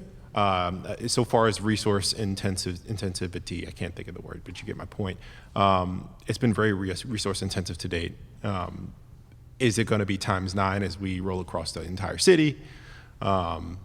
Which really is kind of concerning, I think, when we start to think about. So thank you for your question. It is not going to be times 9. We absolutely achieve the benefit of scale. We are not talking about a one-to-one build out of the GVU or of Monty team members as we scale across all 9 districts. With regard to the comment that the chair made with regard to it taking 5 years, I would offer that Monty has spoken about scaling into at least 1 additional district by the top of the year. Data will tell us whether it's 1 or more. It is not our intention over the long haul to scale up 1 district at a time, that we will see the benefit of scale, and we'll be working closely with technical advisors to determine what that looks like. Want to take a moment to recognize Councilman Isaac Yitzi Schleifer and congratulate him on the birth of his 3rd child a few hours ago. Congratulations, Councilman. Director, I believe you conclude. I want to make sure I didn't interrupt you. Thank you. Councilman Conway. Thank you. You actually touched on my other consideration with regarding to expansion and specifically one of the major considerations for the initial launch in the Western District was the problem analysis and the network analysis. Will we be doing will we be doing another problem analysis / network analysis for the next district we go to? And as a follow-up to that, how long does that take? Has that started? When will that start if we expect to roll it out within the year? Yes, and I think we also talked about this during the Public Safety Quarterly meeting back on March 30th. We will do a problem analysis every time we need to scale up, and the problem analyses will be continual. We are in the process of a problem analysis as we speak to make sure that we are ready to meet the deadline that I stipulated. So we've already selected that next district. We are conducting the problem analysis in order to determine what the next district is. Got it. And that problem analysis includes the network analysis? Degrees? Yes. Okay. Yes. But let me make sure I'm not making assumptions here. So when you say network analysis, are you specifically speaking about the groups with it? Yes. So yes, the problem analysis absolutely includes an analysis of the groups that are within a district who are driving violence or who have the potential to drive violence in that district. Are you at liberty to tell us what that next district is? I am not. Okay. Thank you, Mr. Chair. I would couch that. We are in the midst of the problem analysis, so it would be premature of me to say what the district is because we aren't finished doing the analysis. Okay. Thank you. Councilwoman Porter? No further questions on the letter, sir. Thank you. Councilman Cohen, you good on the letter? Thank you. Councilwoman Ramos? Sam, I have more questions, but not on the letter. Yes, ma'am. Councilman Schleifer? I know. Good evening. What a baby. I know. Good evening. Good evening. So first off, thank you, Director Jackson, for your work on behalf of the citizens of Baltimore. I, with great interest, have been emailing with your team, as I'm sure you know. It's come up in previous hearings. I've reviewed the grants that you guys have awarded. It's still a little confusing to the council as to, the different tracks that are going on with the ARPA money, but that's not on you. So I just have a couple questions about the money that you guys have awarded. The first round of funding was $17,615,000. Frankly, I just simply Googled each one of them because I was just curious when I got the press release. I was a little surprised at how quickly money got out on the street. Glad to see it. Big supporter of spending money on public safety. So I was encouraged by that piece. But then I came across one of the organizations here, and in your response to the letter, it said that you guys had responded to the council as follow-up to that hearing about the one business that's listed on this. And so I sent follow-up to your team and have not yet heard back. And so I was just hoping that perhaps you could address that. We're talking about Sage Wellness. It was $750,000, and to be completely honest with you, prior to receiving this letter from you, this press release, I had never heard of the group. And so certainly I've learned a whole lot more now about the group than I ever did, as with many of the organizations listed here. And a couple of concerns that came up was that it's a business, not a nonprofit. Originally, we were told that this money was going to be nonprofits. And then to find that it is a business, then to understand why that business was picked. Did it go through the natural Board of Estimates process? And so that a lot of those details are still fuzzy. So I was hoping to clarify that. But the premise that you guys had outlined for us in your response was that the reason why this company was given $750,000, which essentially increases the value of this business pretty significantly, was because of their prior relationships with the city and a prior contract that was done successfully. And so thank you guys for providing that information and being transparent on that. When reviewing that contract, it was a $75,000 contract, and this company only executed on half of that, and certainly I understand that was during COVID times. But then you guys also provided greater detail about the relationship with this business, which is even more concerning. Like in that it outlined that in some of the services provided, they were billing the city, I believe it was like $500 an hour for some of these services. And so can you just explain, what we're missing here? This business relationship, the information you provided, obviously does not show that there was a successful contract executed.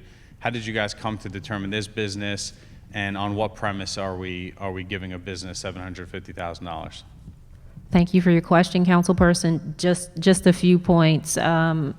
At the beginning of your statement, you indicated that you reached back out to my team and that my team was unresponsive, or that you had not heard a response back is what I recall hearing. And just want to make sure that for the record, it is noted that my chief of staff did respond back and said that we were in receipt of your email and that we were continuing to investigate and would be coming back to you with the additional information and contract information.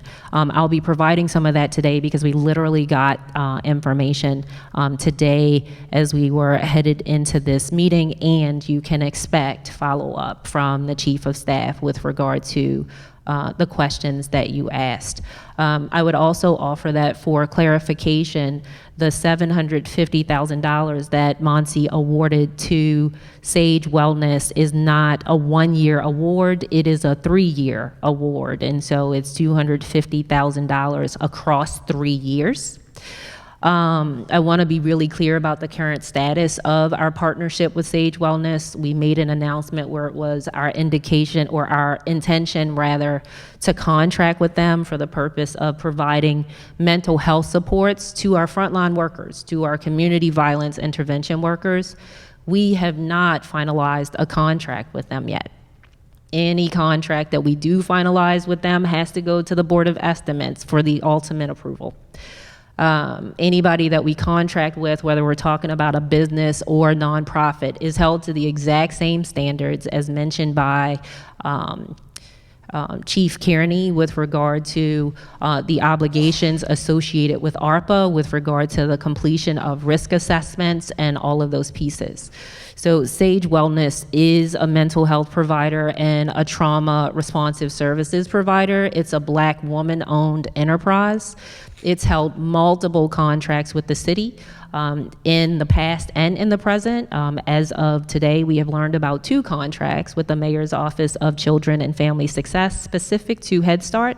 We have also learned about contracts with Dayspring, which is a community-based organization, and with the Associated. Sage Wellness is known well, no pun intended, in Baltimore City as being a top-line provider for wellness services for folks in Baltimore City.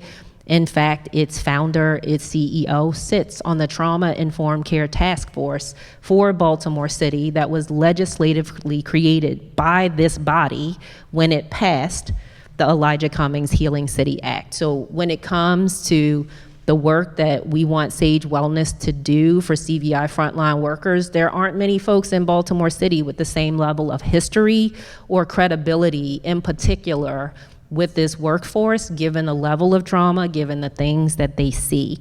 You're absolutely right when you say that some of their work was not able to be completed, given that the MOU that they entered into, that the prior Deputy Mayor for Public Safety signed, was in the middle of COVID. And Sage Wellness continued to provide services for Monsi without payment after our frontline workers were murdered. And they continued to show up for them and provided healing circles for them. They also provided those circles and mental health supports for members of the Monsi team itself. And so it is because of those very trusted, sacred conversations that this organization has had with CVI workers, in addition to their reputation in Baltimore City, not just through all of the contracts that they've had with the city of Baltimore, but also with nonprofit organizations and other folks around Baltimore City who are taking care of our children and providing mental health and trauma-informed supports for them, that we selected them as the provider for the CVI-related mental health supports. Again, the monies were awarded, the monies have not been contracted, and the BOE would ultimately need to approve that.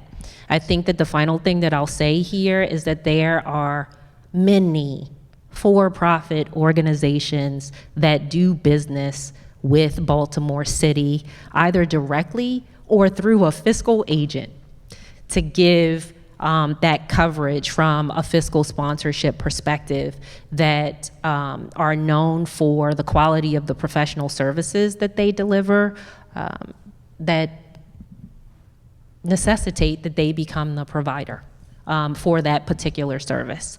And I'm happy to answer any additional questions that you might have. Yeah, so thank you. So you had mentioned that there's really not that many people out there that are providing services. Can you tell us some of the other organizations in town that, the nonprofits that do provide these same services? So when I say that don't provide this service, I don't mean that don't provide mental health services. I mean that don't provide frontline workers who are doing the work of interrupting violence, who are stepping in between guns and people on a daily basis doing this work. We absolutely know that there are providers who provide mental health and trauma-informed care supports. I don't know off the top of my head, and I'm happy to provide the council with a list if that is what the council deems appropriate, providers that have the level of credibility with our CVI workers, given the amount of time that it takes to gain that level of credibility with folks who are dealing with the most violent situations in our city, to articulate a list to you right now. So I understand that, and I do appreciate your willingness to do that. Are you familiar or aware of nonprofits that do provide these frontline services, or that have already been involved in contracting with either your agency or the previous iterations of your agency, contracting with the city to provide these same services? Are you aware of any of those nonprofits that do that? Off the top of my head, I am not aware of any other providers that have historically, outside of employer EAP programs, that have entered into a contract either with Monty or with my predecessor agency specific to supporting the trauma needs of community violence intervention workers. So the Associated Black Charities, Associated Catholic Charities, those like institutions, they don't provide these kind of services?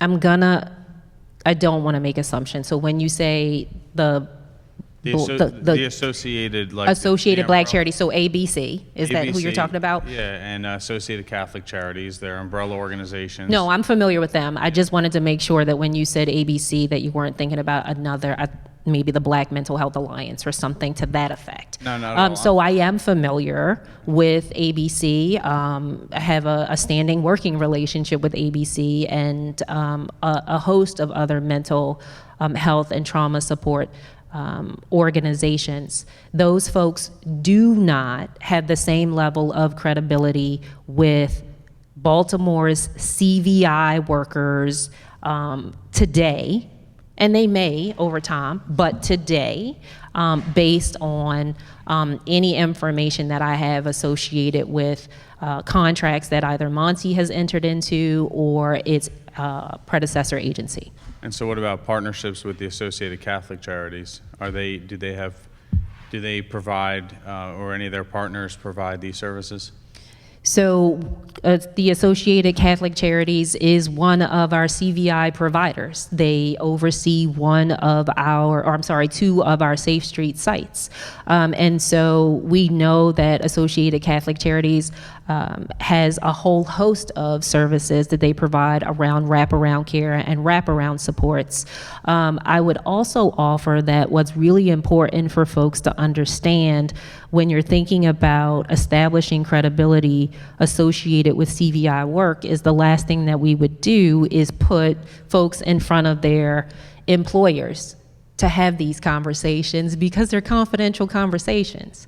And so when we're pulling the group together, because they operate as one large mechanism to the extent that they possibly can, we wouldn't want to segment anywhere between 14 and 25 of those CVI workers from all of the rest of the workers because they wouldn't want to have confidential conversations that might get back to their employer. That was already something that was a challenge for Sage Wellness when they entered into this conversation. They had to very quickly gain the confidence of folks around the confidentiality of the conversations and not getting back to their employers. Sure. So just if I could just ask a couple quick follow-ups on it, so because I'm beyond my 2 questions on this. So was that partnership the one with Associated Catholic Charities that you're referencing, and the partnership with them, and the fact that they do provide those kind of services? Were they considered for these services prior to this award being made? Associated Catholic Charities were not considered for this service because they are already a part of the CVI ecosystem, a part of Mayor Scott's intention with this funding is to make sure that we're broadening the ecosystem that we have, that we're providing opportunities for folks in Baltimore to become a part of that network in ways that are rooted in the co-production of public safety. I actively have conversations with the Archbishop, with his team, with Bill McCarthy, who's the executive director, with Kevin Keegan, about the work of Catholic Charities and how they're going to continue to be a part of the CVI ecosystem. But provision of an existing service doesn't necessarily mean that I'm going to just keep. Yeah, no, I guess the reason I'm asking that is because in my research and understand the specific contract and the services being rendered better, I did come across that it seemed to me that there was some pretty successful partnerships that already existed, and I'm of the belief that, when things are working, let's do more of it instead of, going and branching out and necessarily, offering those same services to another entity. And so I guess the last thing I'll ask on this, and then I'll pass it on, I'll come back to the rest of my questions, is why wouldn't there have been just a bid put out for these services? I don't have a problem with the city contracting with businesses, like you mentioned, we do it every day, but why wouldn't it go through the regular bid process that every other service that we contract with businesses goes through? So you made a point about if a relationship is working, if we're getting benefit from someone, why wouldn't we continue to use them? I would offer that it was working with Sage, so why wouldn't we continue to use them? Is my first point. And then to answer your question about bid, in having conversations with partners about bid, if we have entered into, or if we haven't had longer than a 5-year window of having a contract with a business entity, not necessarily required for us to go out to bid. Okay, so I'll just close by saying this, that the same way that you were saying that we didn't go with the Catholic charity services that they were offering is because you wanted to broaden the ecosystem, you're now also mentioning that Sage is part of the ecosystem also. So I guess my question will still remain, and I'll wait to get the follow-up email from you guys on those contracts to read through them as to why one part of the ecosystem was awarded $7.75 million instead of the other entity that is a nonprofit. Happy to answer that now. Sage's contract ended. Catholic Charities continues year over year over year. Can I keep asking, or you don't know? Councilwoman Porter. Thank you. Director Jackson, just a follow-up to that question with regard to the criteria used for that selection process for the 14 organizations, just to kind of, solidify Councilman Schleifer. Are you able to provide that selection criteria to the committee? Yes, I'm happy to provide it now or happy to provide it in writing, whichever the committee prefers. Thank you. Writing would be fine, thank you. Okay, we're gonna open it up for general questions. Who has not asked a question yet? Just Councilman Cohen. We'll go to you first, sir. Thank you, Mr. Chair, and thank you, Director Jackson and your team. Appreciate that this is a horrific moment in terms of violence in our city. And as someone who has been personally impacted, having had a gun in my face in a previous home invasion, and having lost former students and friends and constituents, I know it is personal to me, as I know it is personal to you. And I also know that many of the past approaches that we as a city have tried have failed, and that from what I see of your office, you are attempting to take a longer view and to attempt to disrupt violence, addiction, trauma before it festers, and then to treat its aftermath. And that is not easy work, and that is extremely difficult in the context that we are currently in.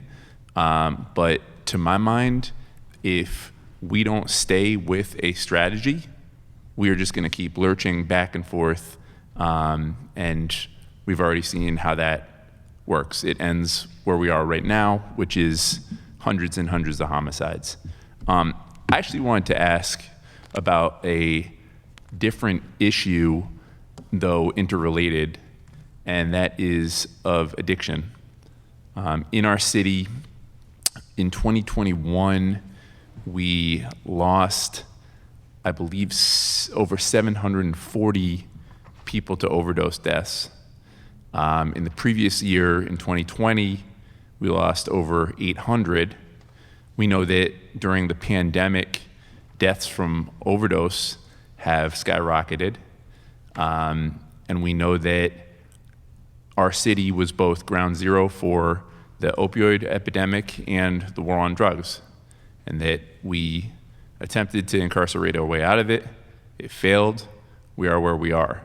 I want to know specifically about your agency's approach to that crisis, because I think that we talk a lot about the murder number, whatever that ends up being, and we want to honor every single victim of violence in our city, but we lose sometimes more than double and almost triple the amount of lives to overdose deaths. And I don't think we do enough as a city to honor those neighbors of ours. And so what I'm interested in is, what is MONSE's approach to supporting harm reduction, to supporting treatment on demand, as readily accessible as it can be, up to the point of safe injection sites, if we can get there, and just working to support people who are experiencing addiction, whether it's through peers, whether it's through proven programs that we have in our city. What are we doing to accelerate that work? Because I think it is absolutely critical as we think about saving lives in Baltimore. Thanks for your question, Councilperson. I'll start by saying that MONSE believes that it plays a critical role in helping folks who are dealing with both active addiction and passive addiction, as in addition to providing harm reduction tools for individuals, for community-based organizations. And we've indicated that. Mayor Scott has been really clear about his position associated with safe use sites. One of our first awards with ARPA dollars was to Turk House, which is in the 16 zip code that provides supports for folks who are dealing with active addiction on their recovery journey. Monsi has deep partnerships with organizations like Charm City Care Connection, with Dee's Place, who have very different approaches associated with folks on their recovery journey, but balanced approaches associated with meeting folks where they are in the recovery process. I would also offer that we're partners with Heidi Daniel and the Enoch Pratt Free Library. Been having conversations with her pretty frequently about what the partnership between Monsi and the libraries could be. Was excited to learn that through Healing City Baltimore that we've got peer recovery specialists piloting out of Penn North to make sure that we're keeping folks as safe as we possibly can. I would offer that members of my team just today went through Narcan training.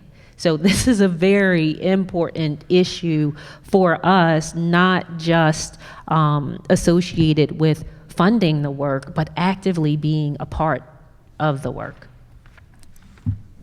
No, I appreciate that. And Councilman Torrance and I also had the great pleasure of doing one of the Narcan trainings over at the Penn North branch. And it was really eye-opening, understanding the knowing that, again, we're losing many, many, many neighbors to this disease, and knowing that as a city, we need to continuously invest more into treatment. It is not rocket science at this point. We know that trauma fuels addiction, that addiction is really at the root of a lot of our city's issues. It accelerates violence. It continues to hold people in horrific positions. And so I'm glad to hear that you're working with the library system. I'm glad to hear about the partnerships. And I would just say, whatever we can do as a council to support accelerating that work, I think it is critically important, because I think that if we forget about the 800 plus people and then 700 plus people that have died on our streets from overdose, I think we are really missing a bigger part of what public safety means in Baltimore. So again, thank you, and I'll get next round. Thank you, Councilman. Councilwoman Ramos. Thank you, Mr. Chair. One of the things that's glaringly missing here, and you've heard me talk about it all the time, is around the role of the need for housing. We are extracting people from their environment. We need to place them elsewhere. And that's, you've got a lot going on. That's not necessarily your responsibility. Okay, I'm not laying this on you. But I want to know a little bit more about what that partnership with DHCD and other providers looks like. I know that there's been lots of conversations, and I have a bill for a rental assistance program for some of the participants in your programs, because we shouldn't be spending money on hotels. We should be making sure that people actually have a kitchen, a bathroom, So can you tell me a little bit about when you're seeing folks that you're trying to, again, extract from their environment? I bet one of the first things they say is they need a place to go. They need a place to live. So what is that connection for you, and how can we do better about making sure that, and I've made my commitment to you that I want to make sure that we have enough housing for everybody. But it is something that I think is integral to the strategy, in addition to not just having a stable place for folks to be, but making sure that, you know, we can have we're going to have, and we did earlier today, I had a whole conversation around vacant properties, so we don't need to rehash that. But tell me a little bit about your thoughts on what those connections are with the strategy, because I think that's critical to making the case, at least for me, as to what the next steps are that I need to make on the housing stuff. Thank you for your question.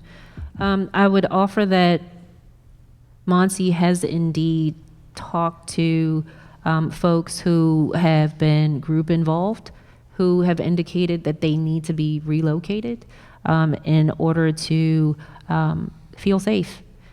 We have also talked to victims, as we broadly define them, because victims are often the survivors of the aftermath of a traumatic event, who have communicated to us that they need to be relocated.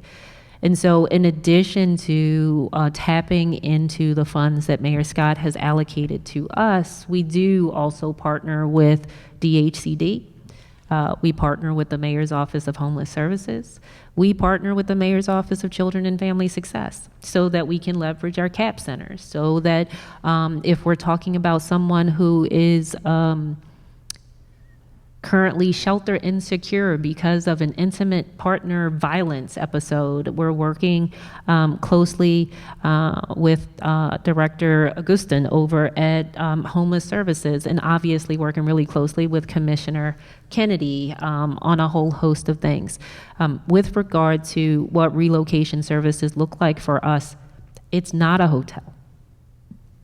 In many cases, the relocation services that we're providing involves a whole family. It's not just one person. And so if you think about needing to relocate yourself and your 2 children, or a family of 5, a hotel room is not going to work for folks, and we wouldn't want it to. Right.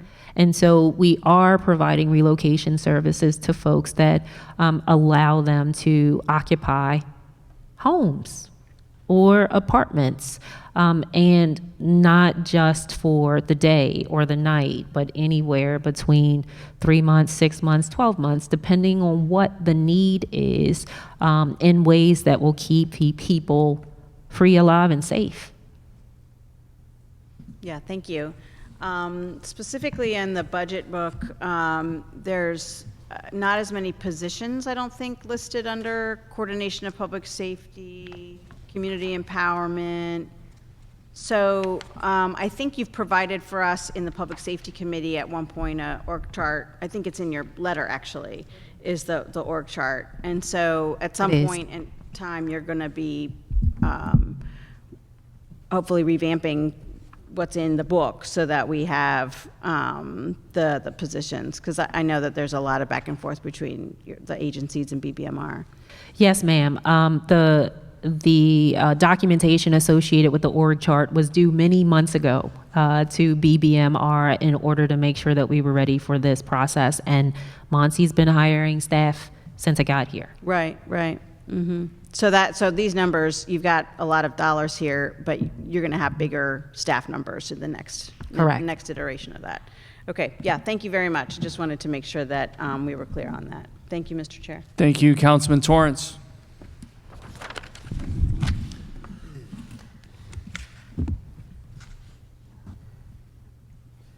Sorry, guys. It's past my bedtime. Director Jackson, thank you for your comments. Earlier about reentry, I just want to draw attention to hone in on the mission of Muncie, particularly as you expand that capacity, because my biggest critique of the Mayor's Office of Criminal Justice before was that it just looked at data, right? And that's it. There was no structure or plans in place. And as my recent memory of even when I was in the mayor's office to previous administration, the max number of staff there was 8. So my question is, as you begin to rev up the office, what is your ideal staffing as well as how it's related to the other agencies? Because I know with the reentry work, you're gonna have to bring in partners from BPD as well as the Department of Juvenile Services and others. So I just wanna make sure we understand like the multitude of how you will have to bring your entire department to scale. Thank you for your question.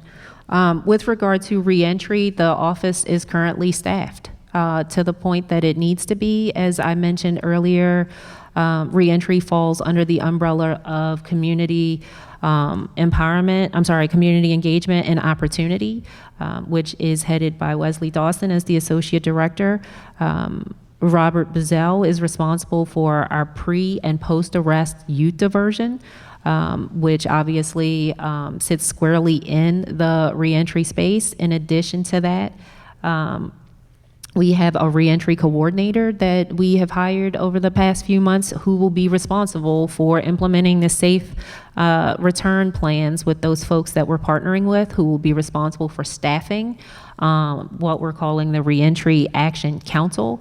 We're actively working with the University of Baltimore on the Baltimore Reconnects contract in partnership with Pivot, which is a community-based organization that services individuals who identify as female who are incarcerated. And so that team's been staffed to the point that we needed to be at this point within Muncie, and we continue to work every single day with our partners in parole and probation and at DPSTS. And can you speak more broadly about staffing? Because what I alluded to before was that this office, in the totality of prior administrations, had no more than Councilman, if you can speak this into the office mic. in totality with prior administrations only had about 8 to 10 staff persons at max. So I just want to know, in your vision about capacity-wise, what is eventually over the next 2 to 3 years, ideally, where do you envision your staffing level to be at? Is that for the entire agency, or are you asking the question specific to reentry? Yeah. Understood. Thank you for the clarity. I would offer that as it currently stands, our staffing model is adequate. That we, in the org chart that we've shared with you all, we have about 4 positions, 4 to 6 positions that we are actively recruiting for right now. Based on the delivery that we've got in place, or the delivery expectations that we have in place right now for the Comprehensive Violence Prevention Plan for Baltimore, this staffing model should carry us through fiscal year 23 and ideally into fiscal year 24, but we're always going to be doing assessments based on growth. We are executing pilots. We do want to make sure that we're able to continue the level of direct service provision that Muncie's responsible for today and into tomorrow in partnership with community-based organizations. When I came into the agency, it was staffed at 15 people. And so I'm not sure where the number 8 came from, but it was staffed at 15 when I came in, and we'll continue to evaluate where we are year over year. But the numbers that you all see today, I believe strongly will carry us for the next fiscal year or 2. Perfect, thank you. I just want to make sure I allude to where the 8 came from.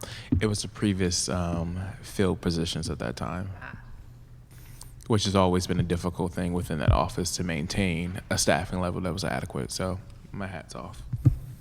Thank you. Councilman Conway, and then Porter. Thank you, Mr. Chair. Director Jackson, I wanted, I'm going to get off the GVR's questions eventually, I promise. I know I have a lot of questions about it. So since we went live with the program, however we define the folks that we have interacted with, can you, because I know we kind of got into this earlier and it seems a little bit more complicated than the 16. There are more folks. So how would you define that total subset of folks that we've interacted with Total, it's how many?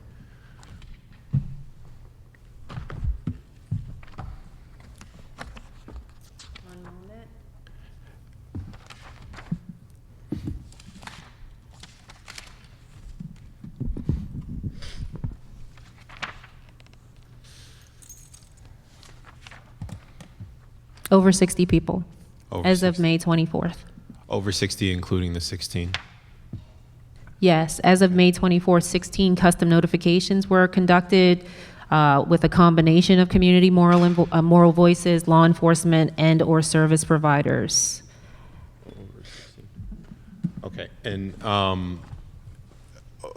do we track how many of those folks have decided not to accept services and continue to stay in a life of crime? We do track who has said Okay. they aren't interested in services, and happy to provide that information to you. Do you have that? Or I don't have it handy. That would be really helpful. Thank you. And so I'll make that a formal request. Nina, awesome. Thank you. The other question I have is regarding Safe Streets. So one of the questions, I have two questions really on Safe Streets. First, is it true that we track the number of conflicts that Safe Streets violence interrupters mediate across the city? Yes, as I answered for Okay. the councilwoman over there, And yes. Are we able to provide that? I actually did provide it at the top of my talking points that in 2021, we completed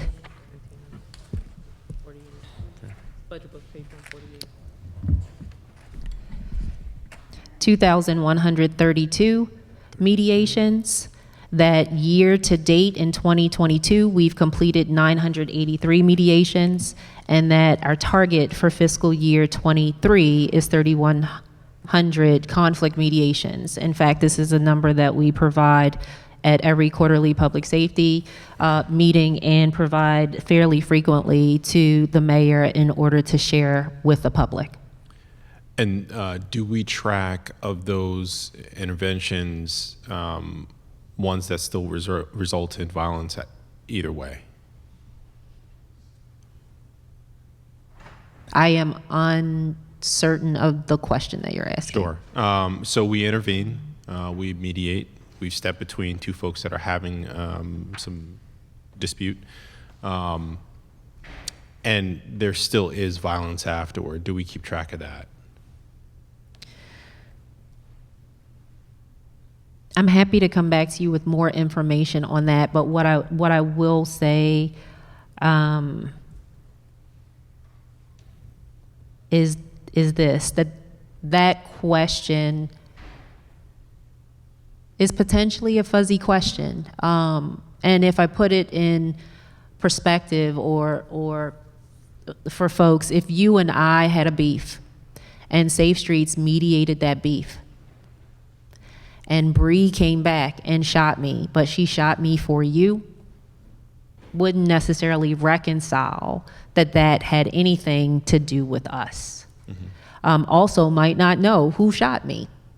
And so happy to go back and get more information on that, but wanted to be really clear that someone becoming a victim of violence doesn't necessarily mean that the person that Safe Streets was mediating the beef with them in between was the perpetrator of that violence. I see. So we could identify. Can I just also add, as a trained mediator, mediation doesn't happen just once to Correct. solve the problem. Absolutely not. It is an ongoing, It's an ongoing process. Yes. I've seen it as a councilman and having to, put people in mediation. I think you have been a part of that, so I totally appreciate it. So yeah, I totally appreciate that. I think though, one of the difficult things with Safe Streets, is you're fully aware, is trying to capture the success of the program, just because the nature is it's a loose touch in a way. You can't take direct credit for anything, but you can kind of get a sense for the area maybe. So I think in instances like this is maybe one of the best ways, even though it's not perfect, to identify if the mediation, or rather not mediation, but the intervention is actually helpful?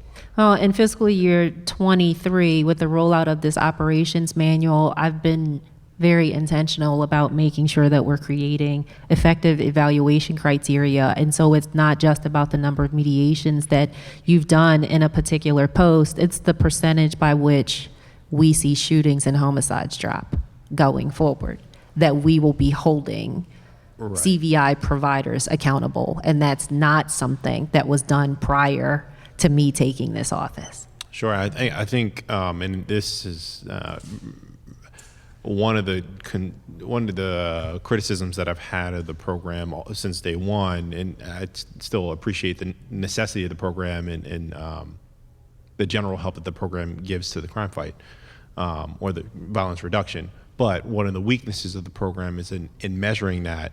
It's limited by borders, and we all know that sometimes you see somebody at the grocery store and it's on and popping. So it's not a perfect way to capture either. And so I think, like I said, because of the nature of these conflicts and because of the nature of the safe streets boundaries for each location, it's really difficult sometimes to get a good grasp of that, as opposed to hard crime numbers, as you're probably aware. So I would offer that one of the challenges associated with the work of community violence intervention as it has existed in Baltimore City is the fact, and we've said this over and over and over again at Monsi, is that you've got 10 sites that are responsible for 2.6 square miles of a 90 square mile city. And so this body can expect that as the ecosystem continues to develop over fiscal year 23, that we're going to be doing things a little differently than we have been with regard to boundaries and catchment areas. And we know that Mayor Scott and the Baltimore Police Department, and I think you may have even joined them for this press conference, sir, if I'm not incorrect here. We've got redistricting about to take place for our city because we've got district lines that date back 5 decades. And so there are a few variables on the table that we'll be taking into consideration as we grow out the ecosystem to make sure that we've got the appropriate amount of CVI providers covering a space. And that's not just about safe streets. It's about all of the providers that we'll bring into the ecosystem. Yeah, sure. I think that ends my line of questioning. I just want to make sure that Nina's got my request with regard to the Safe Streets data. Nina, did you get that? I want to understand, of the number of conflicts that we have intervened in, how many have still resulted in violence? Although not a perfect metric, I think helpful in understanding if that intervention is helping. And then I just as a follow-up, Director Jackson, to your point, I think it's also important that we realize with Safe Streets, we don't want to boil the ocean.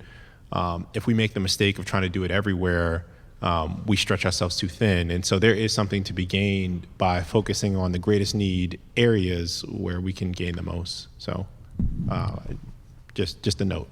Absolutely. It's one of the reasons why I keep the top 30 BPD most violent posts in my binder with me, and why we've been really clear in saying that this isn't just about safe streets.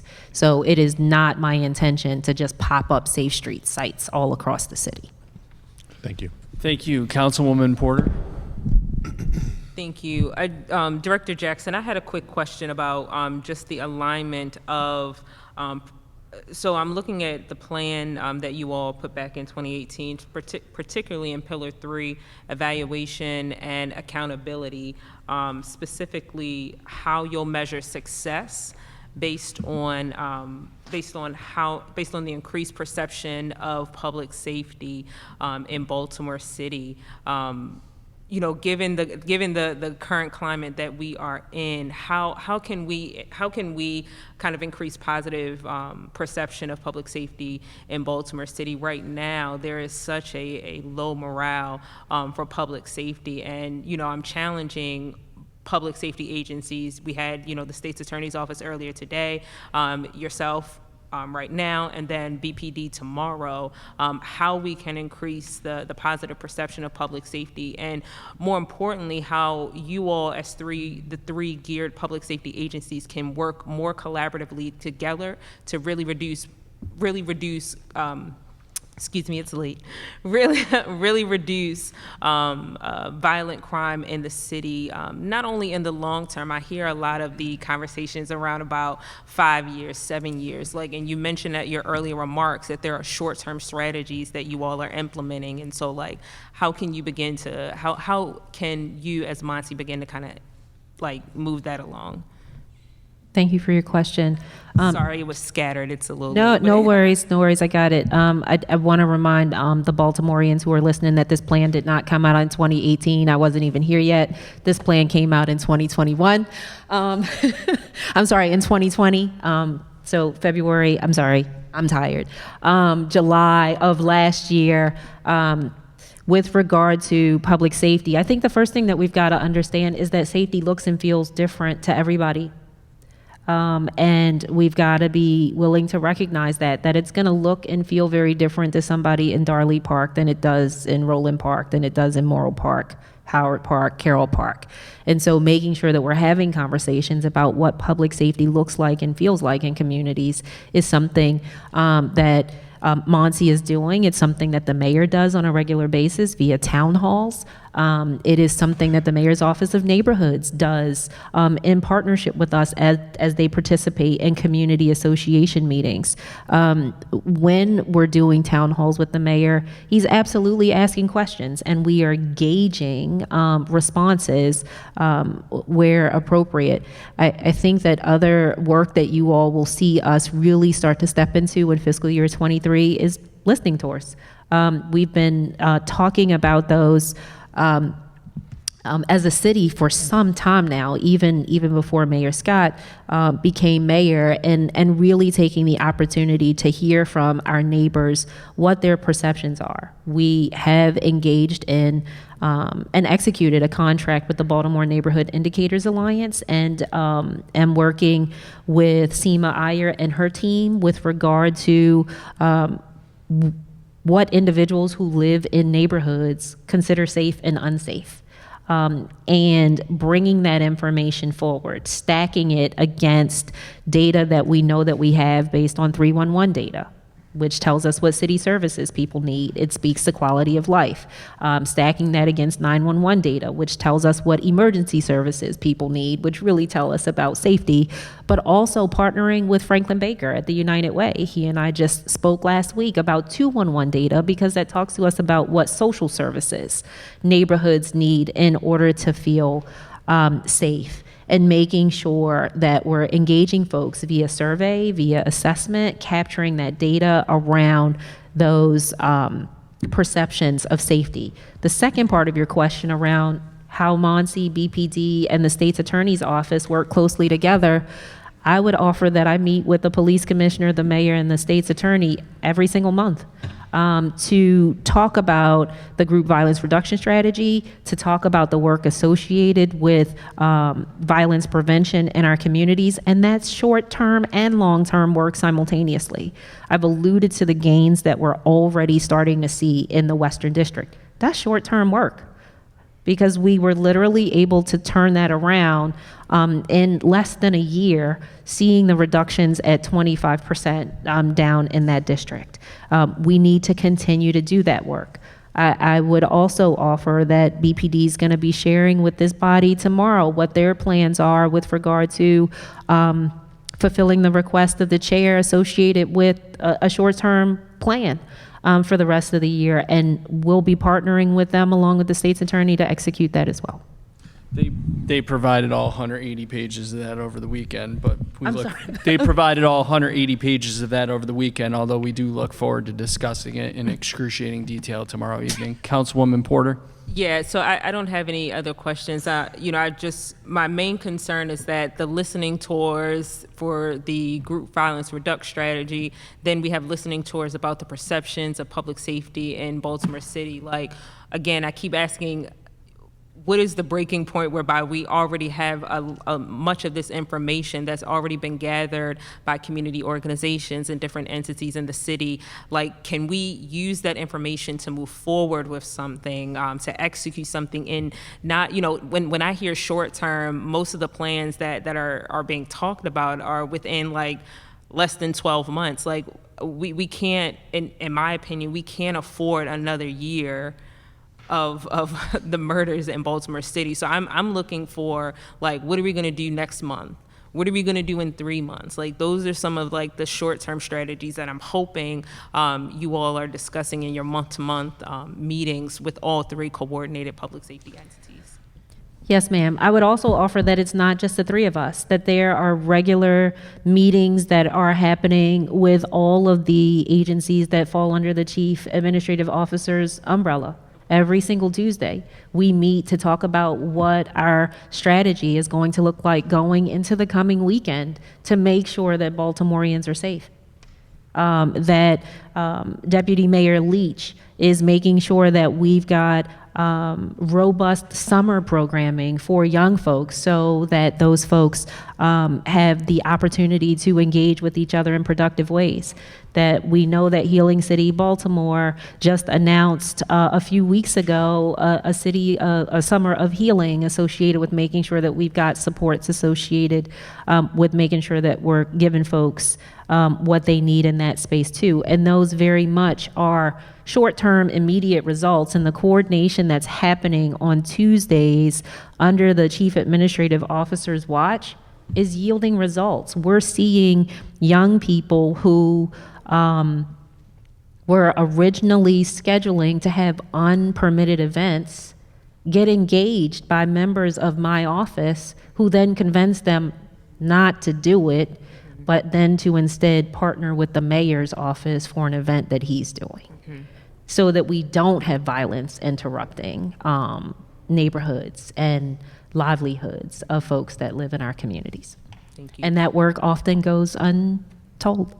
Yeah, and so I hope that, as we progress, that story is gonna get told, because again, when we're facing our constituents, and we're standing in front of them and sharing with them about, the public safety, crime plan that is coming out, they are really looking for things that are tangible, that are happening in front of their face. And you mentioned Marl Park, one of my most challenged communities, and literally every single day we are seeing a public safety action, and I have to deliver as a representative for them. I have to deliver to them. And so I just caution you, when you were thinking about plans and things like that, like, the plans need to equate with a true reduction in crime, not just in the Western District, but all across the city. So thank you so much, ma'am.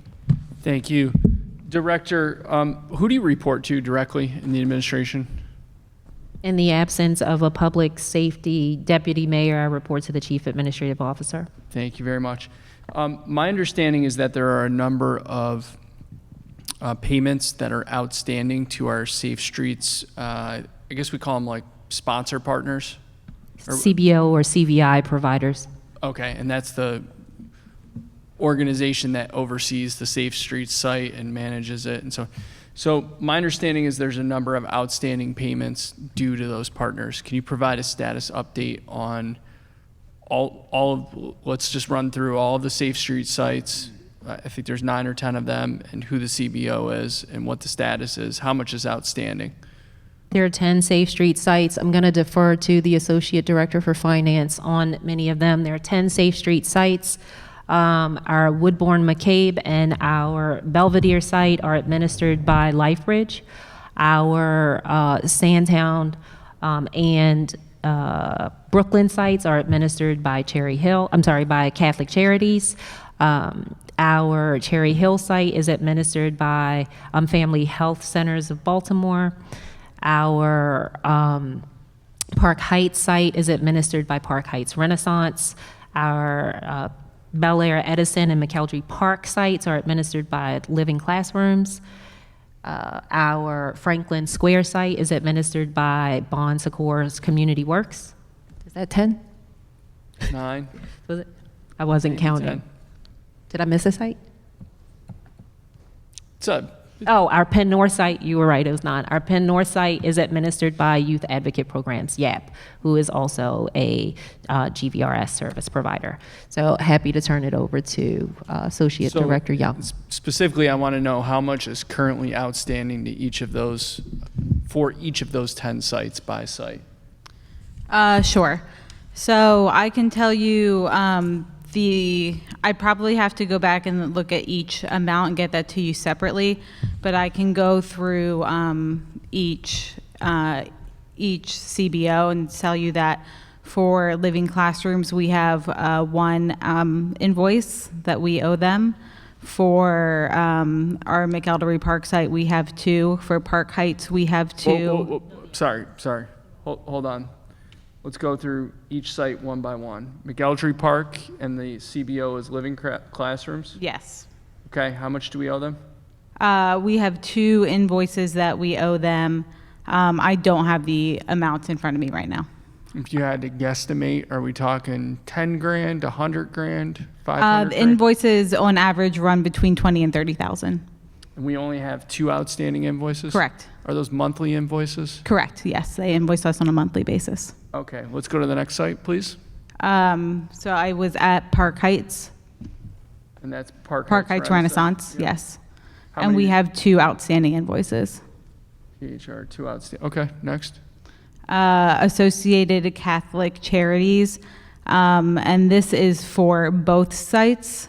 Which is Cherry Hill, or I'm sorry, Brooklyn and Sandtown, Winchester. And how many? And we have 15 outstanding invoices. 15. Yes. Please explain. So most of these are outstanding. They have been submitted to our Department of Finance and are most of these are about 40 days outstanding. So we have followed up with our contact of the Department of Finance and are waiting for a response back. But if we have 15 invoices, that's 15 months worth of payments, right? No, it's across 2 sites, so it's not 15 months. So it's 7. They submit, because the way contracts were put in place before I took over, every site had a contract. There wasn't a master contract for the CBO. Sure. And so it's not across 15 months, it's 2 sites. Sure. How many for Brooklyn and how many for Sandtown? I believe it is 10 for our Brooklyn site and 5 for our Sandtown site. Okay, so we have 10 months of outstanding payment due to Associated Catholic Charities for Brooklyn. Mm-hmm. So that's 10 months that they've gone without payment. Correct. Mr. Shorter, can you please explain?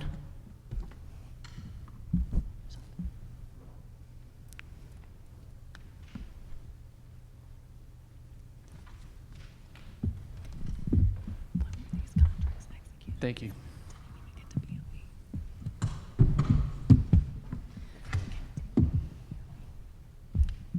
Mr. Chair, it may make sense to also provide some additional context to share that. Director, hang on one second. I don't. Good evening, council chair and council members. I am gonna. Is it? Yes. Good morning. Let me say first, and I want to take a step back and talk more broadly about where we are with invoicing in general. Back in March of last year, when we took an initial look at late invoices, and when the administration. Mr. CAO, you said March of last year, not this year? Correct. Thank you. We were, and to define late invoices that come into the city and are registered in city by 30 days, when we have gone 30 days past that submittal date, we consider that invoice late. We were, as a city, close to $22.5 million in debt with our vendors. We took a very proactive, as an administration, a very proactive posture around those late invoices. And by August of last year, we're down to 5.7 million in late invoices. I will say that was to a large extent because of the sheer will of the agencies involved. Ultimately, we met biweekly as a city, a number of agencies, and problem solved together.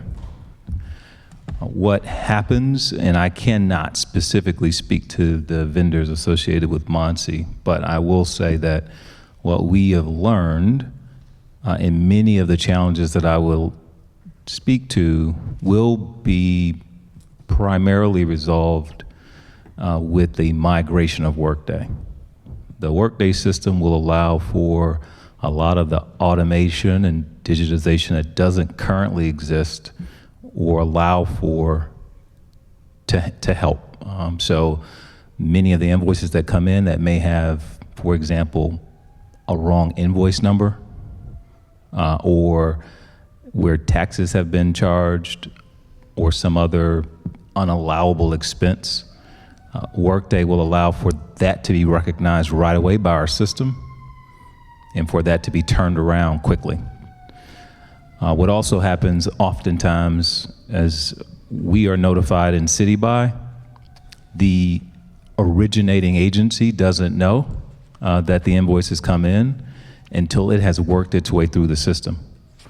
That also won't be a challenge with Workday, where both the originating agency and our central Department of Finance bureau will all both be notified at the same time. All kinds of issues could happen where a vendor, there may be a purchase order that may be out of date, and the invoice is no longer, we cannot pay the invoice until it goes to the Board of Estimates, which sometimes takes a very long time.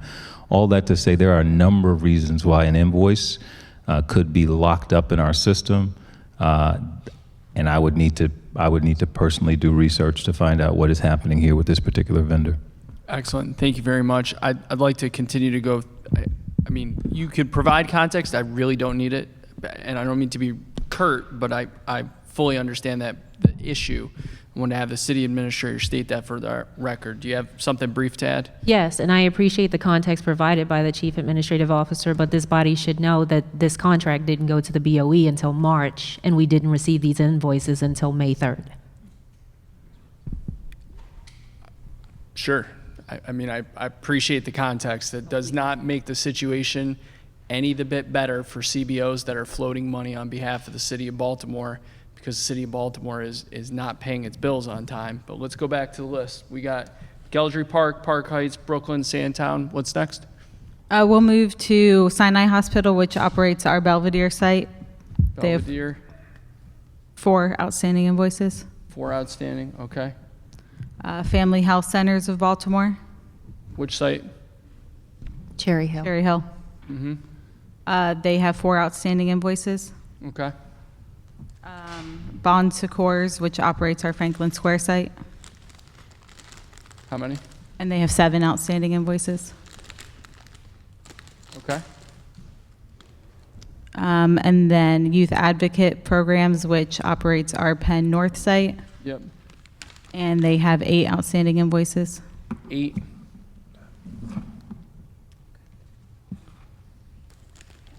I got 8 so far. What's missing here?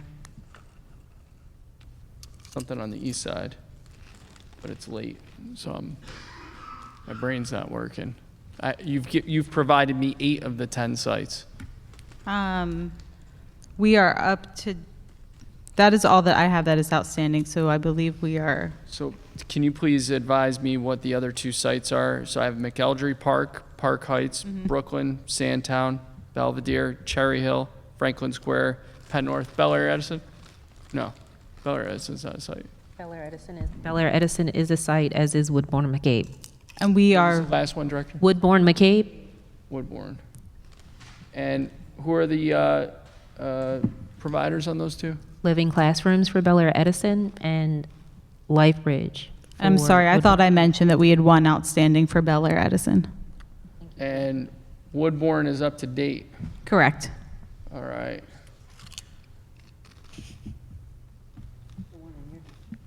What was that? They just started their contract. let me, just so I fully understand this,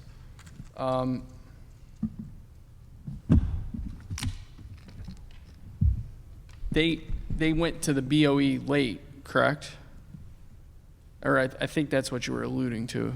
So what I was attempting to allude to is that all of these invoices that we've documented as outstanding have been submitted for payment by Monty. So outstanding to the CBOs, and your point is well taken, but I wanted this body to know that these invoices aren't sitting with Monty waiting to be processed. When were they submitted to BOE? The dates are different for each CBO because we're negotiating contract terms for each CBO. So the one that I've referenced in March was for Catholic Charities, the one that has 15 outstanding. Is there a specific staff member on Monty who's responsible for this? And I don't need to know the person's name. Yes, there is a specific staff member who is responsible for handling all of our CVI contracts. And has there been turnover in that position recently? There has been no turnover in that position. So this is the same person who's been responsible? But this is the same person that I hired on because there was no one when I came into the agency, but I want to remind this body that we had 35 contracts for fiscal year 19 through 21 that we needed to make a lot of corrections and cleanup on to the tune of $8 million. And many of these contracts are for some of the same CBOs that hadn't been paid for previous fiscal years that we walked into. And so handling the accounting from a first in, first out perspective is what Sure.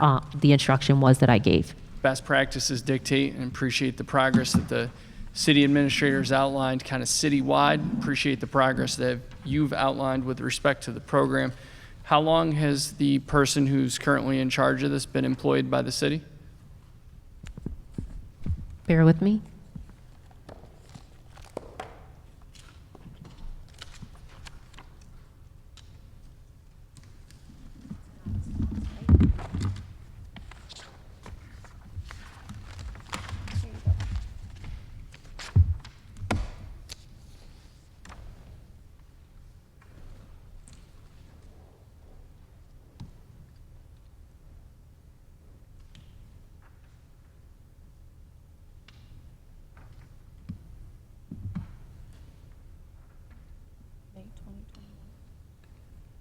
May of 2021.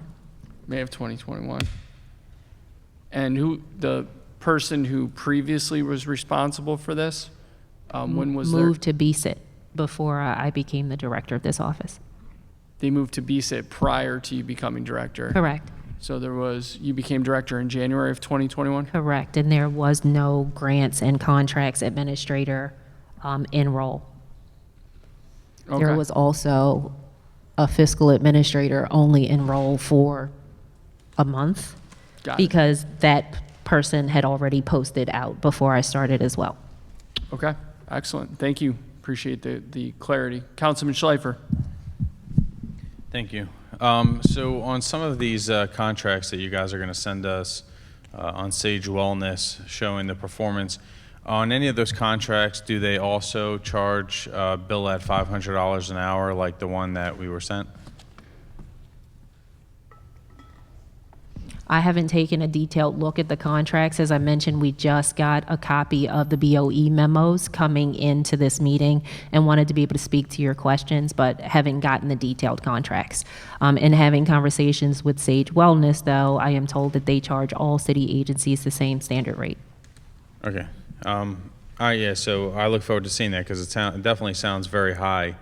Do we know that, has Sage provided any financials to indicate that they have the capacity to manage such a large contract on top of whatever other business that they do? At this point, we have not requested Sage Wellness provide us with any financials, and just to provide some additional context, there is a community-based organization that we work with that charges anywhere between $350 and $500 an hour to conduct trainings. Okay, and who's that organization? The Baltimore Community Mediation Center, Okay. as do a few others, depending on what service we're asking them to provide. Gotcha. So do we know if Sage has the capacity to manage this contract? we believe that Sage has the capacity to manage this project, or we would not have made the award. Gotcha. And so on some of the other awards that you guys did issue, ones that went to nonprofits, and so obviously the main difference between the nonprofits and the for-profits is the nonprofits, we could actually look up what their capacity is and look up what scale they're operating under. I noticed when looking up some of those nonprofits that some of them were startups, and so do we know if those, if all the nonprofits have that were issued those grants have the capacity to manage the grants that they were given? I would offer that a couple of things are happening. I mentioned before about the Baltimore Neighborhood Indicators Alliance being contracted to provide community landscape analysis for the work that we're doing here in Baltimore City. A part of that analysis and the report that they'll produce is to talk about capacity building for community-based organizations and planning with them. We do ask a fair amount of standard grant questions that we see across any other grant maker around an ability to meet the scope of work associated with the delivery, about any past work that they've done connected to this work, any past impacts that they've had associated with this, so that our community grant reviewers are making the best informed decision possible. I'd also offer that the community grant reviewers are responsible for saying yes or no based on a rubric, and ultimately the funding decision or the funding amount is mine to make. There is no community based organization that has applied through the grant making process that has been awarded the full amount that they've asked for, because MONSE has smaller grant dollars to give out than the Mayor's Office of Recovery Programs, and we're looking to reach as many organizations as possible. Gotcha. And so who's on that committee? Who are those folks? There are 25 community grant reviewers. Okay. We opened up a grant reviewer application process at the very beginning of this work for MONSE, and had dozens and dozens of applications.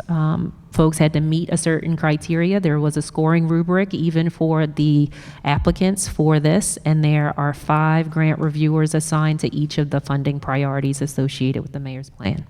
Gotcha. And who selected who those 25 grant reviewers would be? The MONSE senior lead team did. I'm sorry, I didn't hear. The MONSE senior lead team did, based on the scoring rubric. And so algorithmically, anyone that had a score of a certain point or higher was invited to sit. Gotcha. And is that, can you provide to the committee the names of who those 25 grant reviewers are?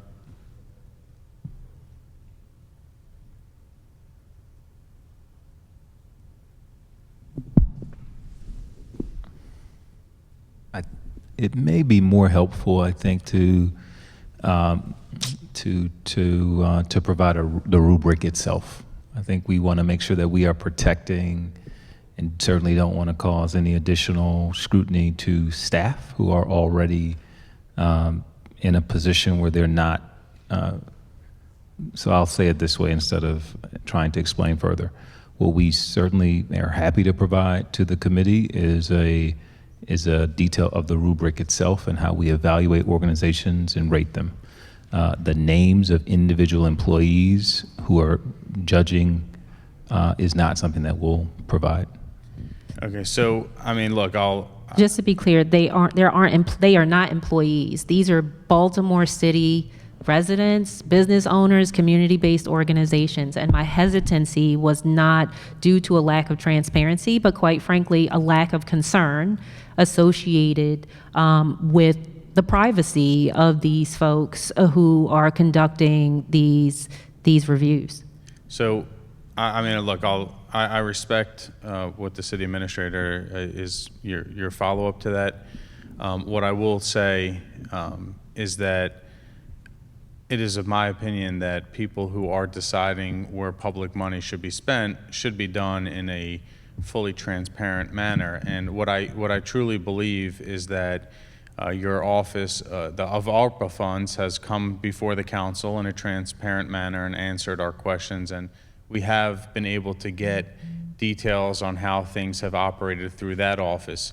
It's certainly of concern that this second track has a completely different process, and I'll be honest, I'm pretty concerned that we're not being offered this information, but I will yield to you on that. What I would ask then, if you can at least provide this information, is what organizations these members are associated with, instead of providing the specific names for the reason you listed. But if they're employees of specific city agencies versus working with certain nonprofits, if we can at least know what agencies they're associated with. And that is in line with other previous grants, groups that have authorized large sums of money through Baltimore, the City Foundation and other groups.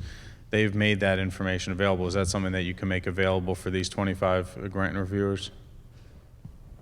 And I want to add one thing to that. Did these individuals fill out a conflict of interest form or affidavit or some type of ethics form? These individuals filled out many forms based on the conversations that we had with procurement, with city buy, with they filled out a decent amount of forms. Again, I don't. Let me ask the question again, because I understand the quantity of forms that they filled out was many. Did they fill out a conflict of interest or an ethics form? I will have to double check that. I do know that I explicitly had conversations with them, as did one of the associate directors, with regard to recusing themselves and identifying for us if they had pre-existing relationships with CBOs. I want to be just really clear in saying I don't have a problem with divulging the list of names. My concern is about these individuals are making selections on the awards of public money. The more I think about it, they are selectors. It is tantamount to a public board or commission. We will provide you with the names by close of business tomorrow. Thank you very much. I am hopeful that this doesn't result in any of. It's just now it's become. I don't fault the process, and I think I appreciate the intent of where you're coming from, but based on this line of questioning, what has been opened up here is that this is essentially a public body because they are making decisions on public funding, which means there's a slew of administrative requirements that would be associated with that, presumably filling out a conflict of interest and filling a form affidavit and filling out an ethics form, furthermore being subject to Maryland Public Information Act, or excuse me, long day, Open Meetings Act provisions regarding their deliberations around selections of funding. Understood. And appreciate the director volunteering to sort of submit the names. I'll say appreciate, Mr. Chairman, your question, and you're absolutely right in terms of the public deserving to know. We are asking volunteers, residents, organizations, think about our review teams as part of the budget process, review teams that are a part of the ARPA process, and review teams that have been a part of the MONSE process. We are asking a lot of time, a lot of energy, and we are potentially inviting some level of scrutiny to those individuals. We need volunteers. We need our residents to support these kinds of efforts, and so we don't want to disincentivize that kind of volunteerism. And so it's one of the reasons I reacted the way that I did, because we want residents to participate, and we don't want them to get calls in the middle of the night because they did. So to that point, I just wanted to explain why you hear some hesitation from us. But again, appreciate that the director will provide the information. I appreciate that, and I certainly appreciate the attempt by the administration at inclusivity and including our partners in the community. That's obviously critically important to any of the work that we do. Something I hear the director talk about frequently. The more I think about it, the more concerned I become, because I don't know that was there any input from any member of the city council in the selection of these names? No. You know, the city council has always viewed itself as a partner to Mayor Scott, and we will continue to view ourselves as a partner. But this is essentially a board or a commission. So I don't want to beat a dead horse. We look forward to receiving the follow-up from you. One last question on this. Were these individuals paid? These individuals are paid through ARPA dollars that are administered through the Civic Fund. They are paid $500 a year to review all of the applications that come in. Okay. I have a follow-up. Yep, I'm coming there in 1 second. I'm gonna wrap up. Yeah. So I'm gonna hold off on my request because I want to see where this line of questioning goes, and then I'm gonna frame the request for the committee. I'm gonna go back to Councilman Schleifer to follow up on just this item, and then Councilman, I'm gonna go to Councilwoman Odette to close out on this item, and then I'll summarize the committee's request. Thank you, Mr. Chair. Oh, I'm sorry. I didn't even listen. Go ahead. Go ahead. Just on this particular point, agencies like BDC, the Family League, and others have similar decision-making processes for granting dollars. Yes. So I guess the larger question is, it seems to me like this is common practice, where we have these agencies and entities that have grant-making boards. Grant review, it's really grant review, right? Family League, I sat on a Family League just back in the day, okay? So I guess if we're going to be scrutinizing this for Muncie, we would have to scrutinize all of those entities that do that kind of grant making and their boards.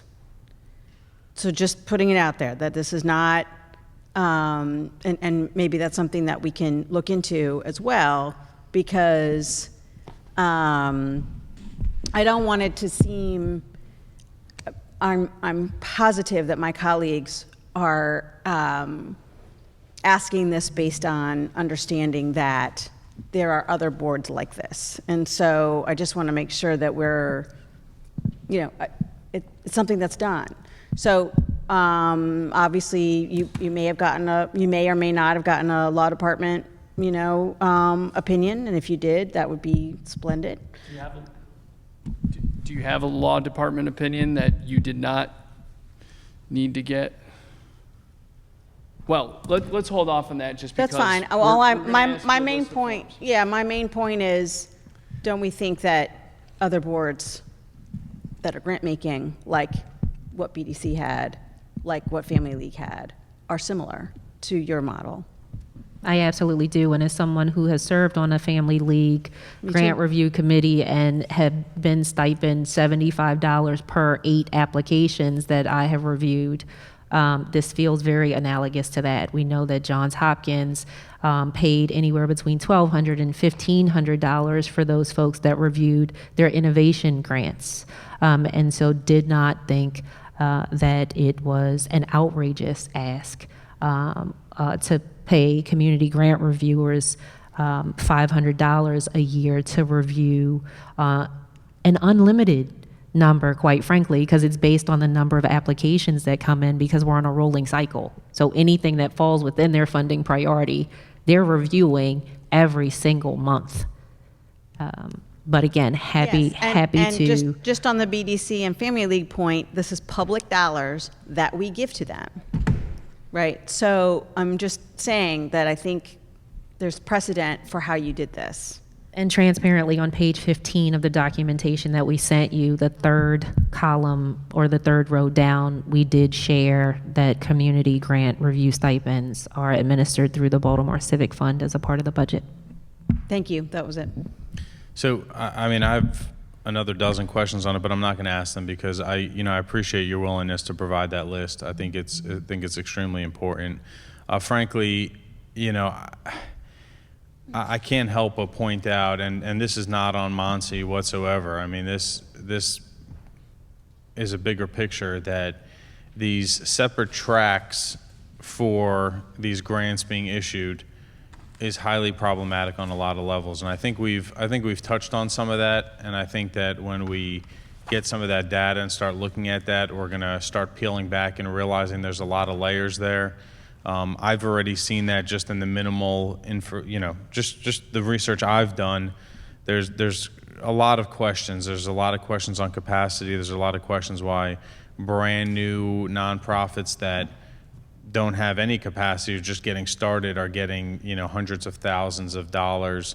And so I'll wait to receive that information, but I just, I can't help but think that we could avoid all of this by simply just having everybody, all nonprofits, follow the exact same process when it comes to this ARPA money. I applaud, the mayor, creating a framework to say how much, should go to each category. And I would support it if he said double the amount of money than he said should go to public safety. I'd support that as well. I just can't help but think that, there's these separate tracks are creating a lot of confusion and raising a lot of questions that, still need to be answered. Appreciate the statement. I do want to make sure that I sort of clarify for ARPA's benefit and for the public's benefit. I think of this as a subaward, and we do this often. When a federal award comes into the city, that federal award is usually sent to an agency, and that agency usually subawards those funds so that they could be dispersed.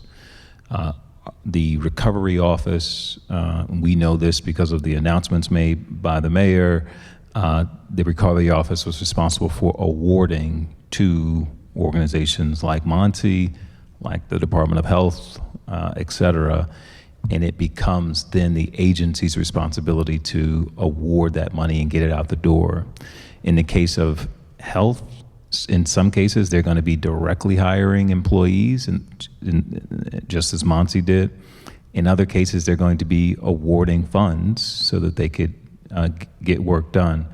I don't know that this is inconsistent, and I would say that the Recovery Office was very clear in how this would happen in terms of how agencies would receive awards. And even in our trainings of the nonprofit organizations, it was clear to some nonprofits that in addition to being awarded directly from the Recovery Office, that there would be further opportunities to engage agencies that have received awards through subawards. And so I would just invite the public and invite you and your colleagues to think of this as a subaward model, where the Recovery Office would not be responsible for awarding directly all $641 million, but instead work with partner agencies to make sure that they did the direct award and then supported them in the subawards. Yeah, and I appreciate that. I mean, I sat through the ARPA hearings and had the briefings and went through that at length. Tonight is the first time that I heard all the layers of which groups were hired to review applications, and then how that works. That track, some of these details is stuff that I know myself and some of my colleagues are hearing those details for the first time. But one of the things that you had brought up was actually my second question, so I appreciate the segue. On a lot of your budget from 22 to 23, your budget essentially doubles. I see a lot of the funding is coming from, a lot of that's coming from ARPA dollars. What happens when those dollars run out to these people that you're hiring now? Where does the money come from to keep them? So I think you might have come in late, Councilman, when I answered this question, when one of your peers already asked me this question. We talked about the implementation of the cross-agency diversification strategy around funding in the public safety suite, and that being something that I implemented when I first came on board, leveraging the diversification of funds to account for local, state, federal, special grant funds from a philanthropic perspective. As we continue to prove out our proofs of concepts and our pilots, given that we are dealing with an administration that now uses results-based budgeting to really drive what we're going to be funding, proving those concepts, and in addition to that, making sure that we are doing the work around making the appropriate investments with regard to going out and getting our own individual grants and other funding sources over time. As we get closer to fiscal year 25, we'll make sure that we provide this body with what that looks like, but we are actively having conversations as an agency around what the year-over-year diversification model is going to look like across general funds, grant funds, and even breaking out grant funds at the local, state, and federal level. Mr. Chairperson, the Chief of Staff did show me that we do have a conflict of interest form that these community grant reviewers are required to complete, and so we will be sharing that with you all. Okay.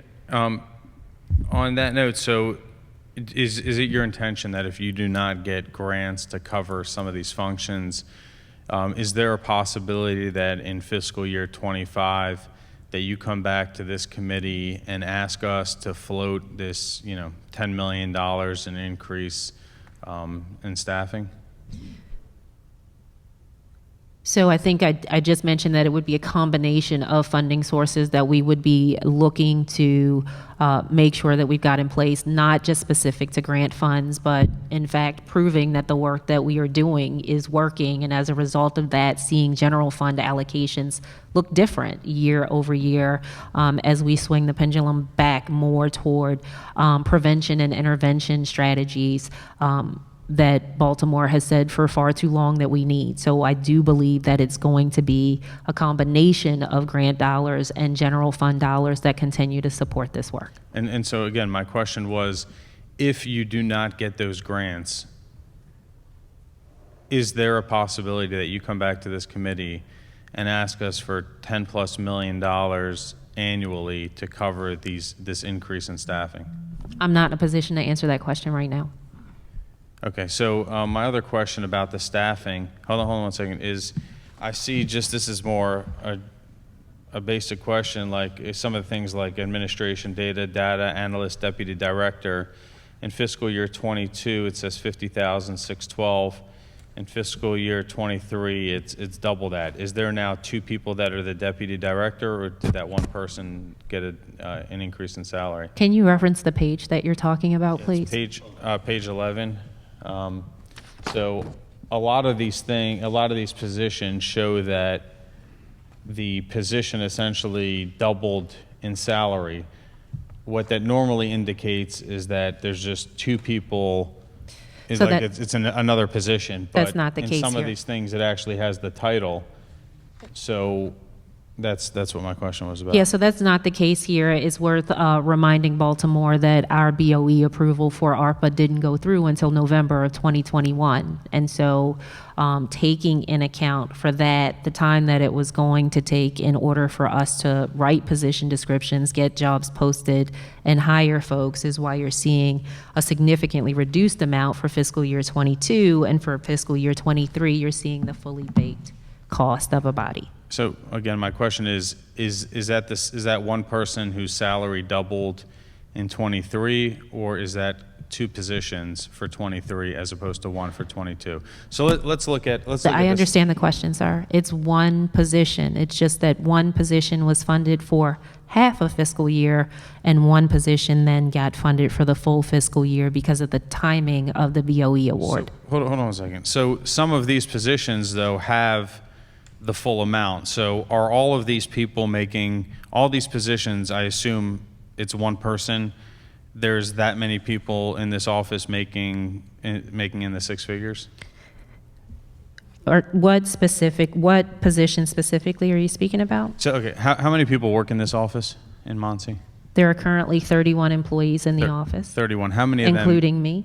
How many of them make over $100,000 a year? 29% of the staff makes over $100,000 a year. 29%. So 10 of them make $100,000 a year. That's correct.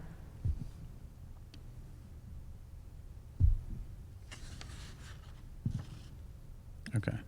So just, I mean, I'm just looking through the list that you provided on page 11 and 12.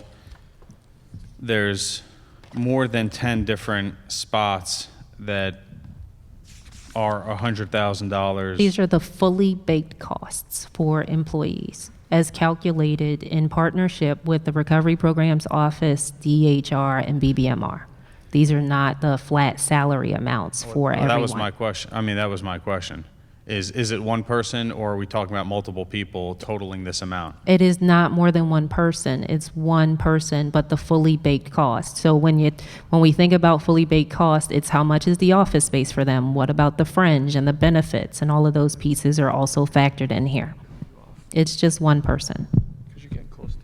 Okay, so in all these positions, so you just told, so 10 of these people are costing the city $100,000 or more than 10 of them are costing $100,000 or more? I'm just looking at these numbers here. It seems like there's a lot of these positions are $100,000 plus. I understand the question, sir. And there are 29% of our staff members, 10 people, that are salaried at more than $100,000 per year. Again, the cost that you are looking at in this budget is the fully baked employee cost, which is about total compensation and not necessarily just the flat gross salary. Okay. Thank you. Councilman Cohen, and then Councilman Conway. Thank you, Mr. Chair. Thank you, Director Jackson. I will note for my colleagues that there are other agencies that were also entrusted by Mayor Scott with funds to be distributed. Am I correct on that, Mr. Schroeder? Right, the Office of Digital Equity comes to mind. You said BDC. BDC. So I think to my colleague's supposition, not fully understanding why we are spending this amount of scrutiny on Muncie versus BDC versus Office of Digital Equity. I'll also note for my colleagues, when Director Jackson articulated the participatory process, that is something that we as a council voted on in the Children and Youth Fund.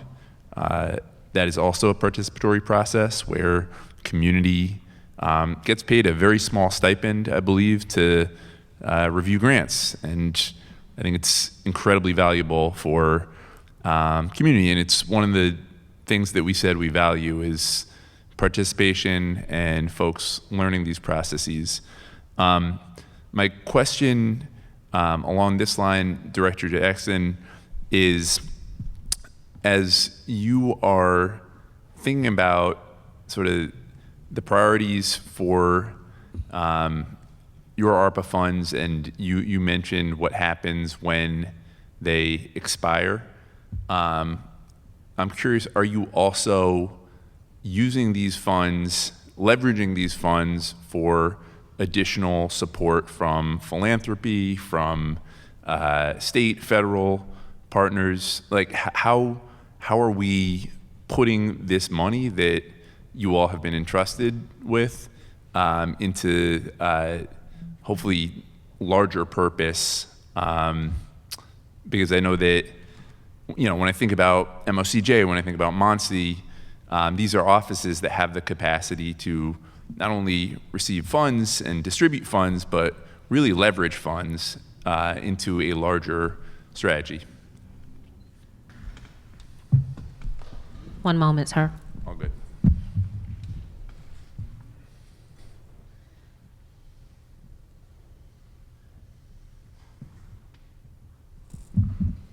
So I think I mentioned earlier to this body that MONSE's already been able to secure $10 million in grants for fiscal year 23. Much of our ability to secure these awards is about our ability to demonstrate Mayor Scott's commitment to the work by fully articulating what his contribution to the work already is and what it will be over time. Specific to the group violence reduction strategy, in fact, many local philanthropies that are currently supporting our technical assistance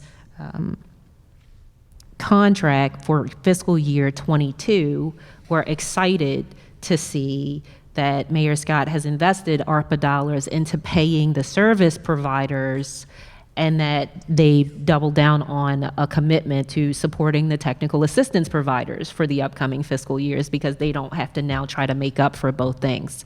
So yes, we are in fact able to leverage the commitment that the mayor is making both in the short and the midterm, given the 2-3 year time horizon, to have effective conversations that help us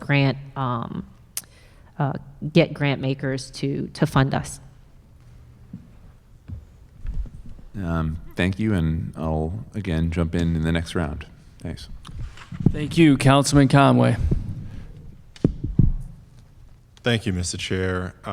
2 quick questions. So, Director Jackson, we've seen a significant amount of crime, violent crime around young people in the first 6 months, and I'm curious how we intend to tackle that, especially as we look through our spending through ARPA funding and otherwise. How are we tackling that? What is going to be our approach going forward? If you can just explain that a little bit, that'd be helpful. Yeah, I think we've spoken about the approach repeatedly. This dual approach to gun violence is one that blends interventions today with long-term strategies tomorrow. The utilization of the group violence reduction strategy, in addition to the community violence intervention ecosystem that we are funding, is what MONSE is doing to drive down gun violence in Baltimore City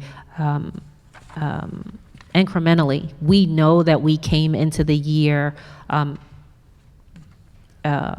I would say even before the year or before the year began, we saw an uptick in violence in Baltimore City around November, December. And in the last public safety hearing, we heard the health commissioner testify before you all around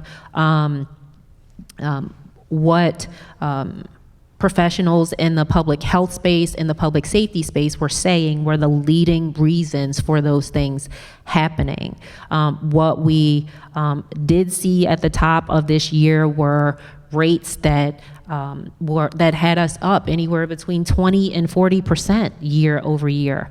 And in my opening remarks, when sharing the numbers as they exist today, and I want to be really clear in saying that these aren't numbers, these are people, these are lives, these are energies that are no longer here physically with us on this plane. And MONSE understands that personally, deeply, and we are down to a 3.5% increase and a 2.8% increase, and we're continuing to drive those numbers down. If you look at the BPD numbers that come out every single day, we are seeing our numbers trend down from where we were at the beginning of the year. I think that is demonstrative of the work that BPD and MONSE are doing. And again, like I said out the onset, it's not enough. It's not going to be enough until we don't see any homicides or any shootings in our city. We've been really clear about that. But both BPD and MONSE are working actively to address this via interventions today and long term. I just want to reiterate the question.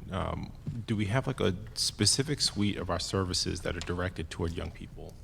Diversion programs? Absolutely. And do we have that listed out somewhere so that we are specifically targeting? So if I've got kids that are having trouble in my district, these are things we can offer you.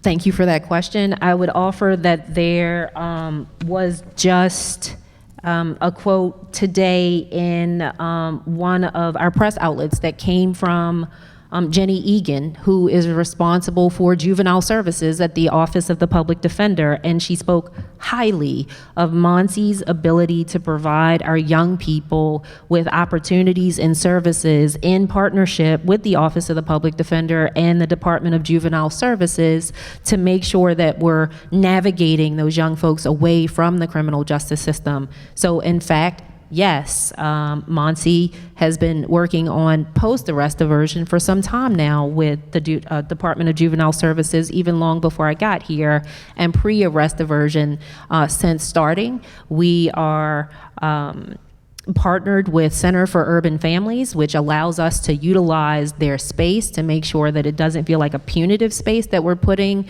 our young folks in order to execute this pilot. And in fiscal year 23, that's getting scaled up. We have articulated what the performance measures are associated with those diversions, and we are being very public, even when testifying before Judge Bradar around the federal consent decree with regard to the work that we're doing around youth diversion and the benefits that our partners are seeing associated with that work. Thank you. The other question, I hate to go back to this, but I forgot to ask earlier about GVRS, was with regard to that subset of people that we're focused on. How large is the group that we are trying to reach out to? So of course there's the larger, whatever 100 people that we know are involved with violent groups. How large is the group that we're trying to reach? There are anywhere between 730 and 835 folks that we believe who are a part of groups that are that originate in the Western District. Some of those groups are violent all the time. Some of those groups are violent sometimes, and some of those groups have never been violent but could potentially become violent. I would reiterate the point that I made before, that we aren't targeting an individual group through this strategy. We are making sure that, let me reword that. Our investigations in partnership with BPD, in partnership with the state's attorney's office, with the USAO's office, are actively looking for individuals who continue to commit violence in our community so that we can prosecute them to the full extent of the law.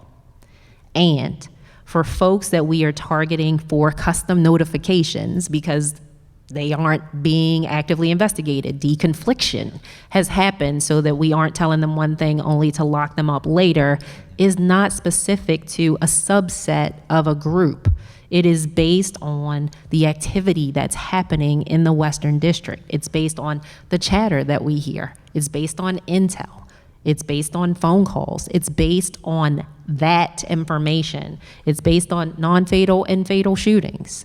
It is not, we're just looking at two groups so that we can have conversations with them about inviting them into GVRS as participants. As Vaughn Crandall, who is one of our technical advisors out of California, told you all last hearing, it's not about trying to get to every single group involved individual. It's about getting to the right group involved individuals at the right time. Right. And that's what we're doing. Right. And so I guess that's a moving target is what you're suggesting? I'm not suggesting that. Maybe I'm interpreting wrong. Forgive me. It's late or early. So what I'm asking is, of the folks that we are reaching out to, or want to custom notify, or want to interact with our services, with YAP or ROCA, how large is that group? There's no finite size to that group, Councilman. Well, so then I'm having difficulty then, and this is a new difficulty, understanding where the group actually is sensible to the strategy. If we're only just thinking about individuals, then what is the point of? We aren't just thinking about individuals. We know that there are anywhere between 17 and 18 groups, if you will, in the Western District based on the problem analysis. And so if we want to say that that's the number of groups, then we can say that that's the number of groups. But there could be any individual who is group involved at any given time across those 17 groups that may become someone that we need to do a custom notification on based on activity. So the custom notifications are determined by the most recent violence, right? Is that And correct? intel, yes. Right. So if we have a shooting in the Western District today, your team, our partners, are going to reach out to that person, and the theory is that they would reach out to that group as well, because not only is that person capable of responding, but people that that person is associated with and is linked to violence in some way, shape, or form would also then be liable to respond. Much like in the situation with Safe Streets, where you and I have a beef, I'm sorry, I can't remember your name, you step between us, and then somebody else shoots you or shoots me, it's the group. Is that, so my question is. I understand the question. Yeah, So I would yeah. offer that there are cases in which we would reach out to all known associates for an individual, and cases where we would reach out to a subset of known associates to an individual based on intelligence. Again, every decision that we're making around custom notification is based on intelligence and based on us having leverage points for these individuals. Okay, I'll ask the question a different way. Have we been able to get in contact with all the people that we want to get in contact with through custom notifications or otherwise? No, we have not been. I mean, there are folks who are going to be identified as known associates for an individual that we are unable to track down. That we may have reached out to family members for, that we may have BPD patrolling the corners and looking for individuals. If someone doesn't want to be seen or found, they won't be. So no, we won't always be able to perform a custom notification if we can't find somebody. So I think I want to understand who those people are. So the 16 we've custom notified, in addition to the people that we're looking for, and would like to have a conversation with, offer services, tell them that this is the wrong path, or that if they make the wrong move, we're going to act with all swiftness that possible. I think you get what I'm trying to get at. Who are the other people that we have yet to reach out to, that we intend to reach out to? And if they walked in this room right now, you might get up and take them outside and talk to them for a bit. I think that's what I want to understand. So if we could get that total number, and I know it's a moving number, the more shootings we have, the more it grows. What is that number today? And so I can better understand the percent of people that we have been able to be in contact with. Understood. Thank you. Thank you, Mr. Chair. Thank you. Councilman Cohen? I'm good for now. Thank you. Councilman Schleifer? Thank you. I was actually going to ask this question tomorrow night at BPD, but since it came up just now, and it is one of those items that are BPD and MONSE. So how do we as a council measure the success of efforts being done in a specific corridor? So if we have a corridor in the city where BPD is saying we have a specific targeted plan for that, MONSE is giving a grant to an organization that's operating there, and both groups are putting a lot of efforts behind that problem, and the violence only increases in that corridor.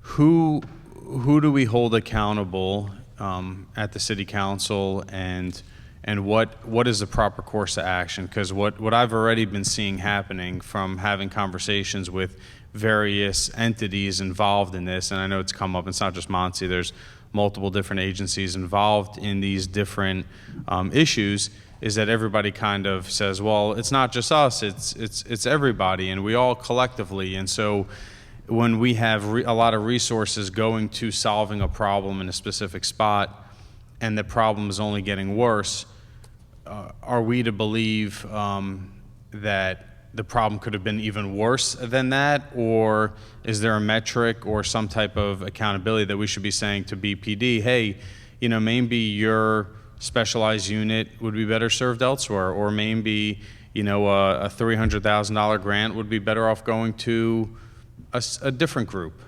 So how do we take the big picture to hold all the public safety partners accountable?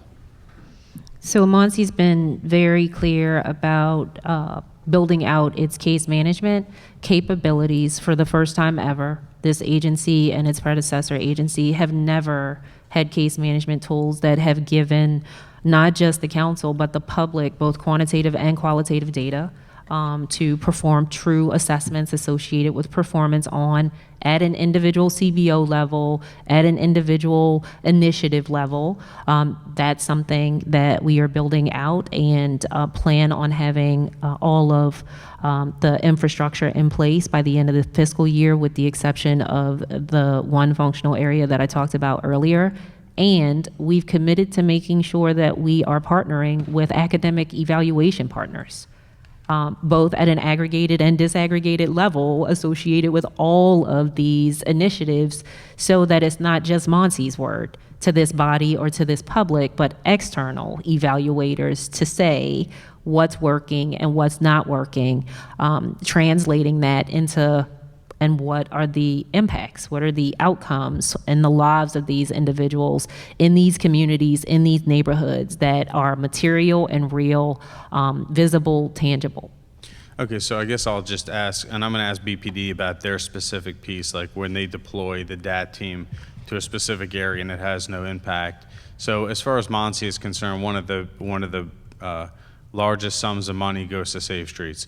So if at a Safe Streets location, any one of them, crime continues to go up, shootings and homicides continue to go up in any locations in catchment area, year over year over year over year, is there a point where we say, hey, maybe that approach isn't the right approach at that location, and we should be funding a different entity or a different project at that spot, or maybe we could move that Safe Streets team to a different location where they will have a bigger impact? So at what point does that kind of analysis happen? So I think this is also something that I mentioned before you came in, Councilperson, in the CVI operations manual that was produced and released to our current CVI providers who administer Safe Street sites. Monty has made it very clear that within each catchment area, we have the expectation that they are reducing violence at a certain percentage year over year, and that's what they're going to be held accountable to, with the evaluation cycle being every 2 years, as I just mentioned. And to the extent that we need to make adjustments based on performance, we will. So at every Safe Streets location in the city, if they are not reducing crime, if crime goes up in any Safe Streets location over a 2-year period of time, what action will you be taking? I want to be specific about crime, because Safe Streets is charged with reducing shootings and homicides. I just want to be clear for the public. I want to be clear for the public. Thank you. Then that means that an evaluation of their contract up to the point of termination of that contract, or transference of that contract, or RFP process opening up for that contract, and or movement to another location is possible. So not is possible. So I listed like 4 different options. No, That's why I said I understand you're listing these options. I guess the issue is that we're going to come back in 2 years from now, and there are going to be locations where shootings and homicides increased. And instead of like, it's possible, like what action could the council hold Muncie accountable to say, you know, at this location, shootings and homicide increased for the past 2 years, year over year. Also, maybe it was even the past 4 years, year over year over year. If there's an out, or there's, okay, we're going to look into it and then make a determination, that doesn't really give us any ability to hold that specific office accountable. And what it also doesn't do, it doesn't say to those workers, in some locations we've seen a major reduction in crime, and some we've seen a major increase in crime. And so the ones that have seen a reduction, I think they need to be rewarded by getting additional resources to expand what's working. But the places that maybe are not working as hard or are not being as successful for whatever reason it may be, those locations need to know if crime is increasing, if shootings, are increasing year over year for a 2-year period of time or a 3-year period of time, that automatically means that your location is going to be shut down.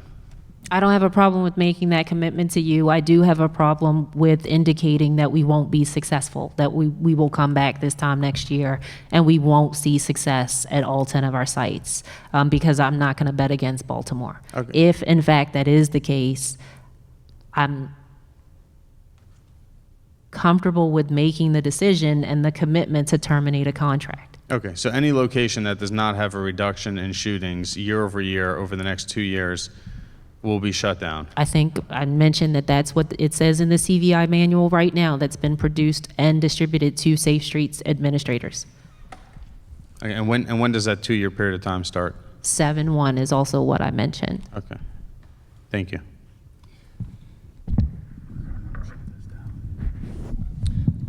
Director, I have 2 final questions, and then we're gonna recess.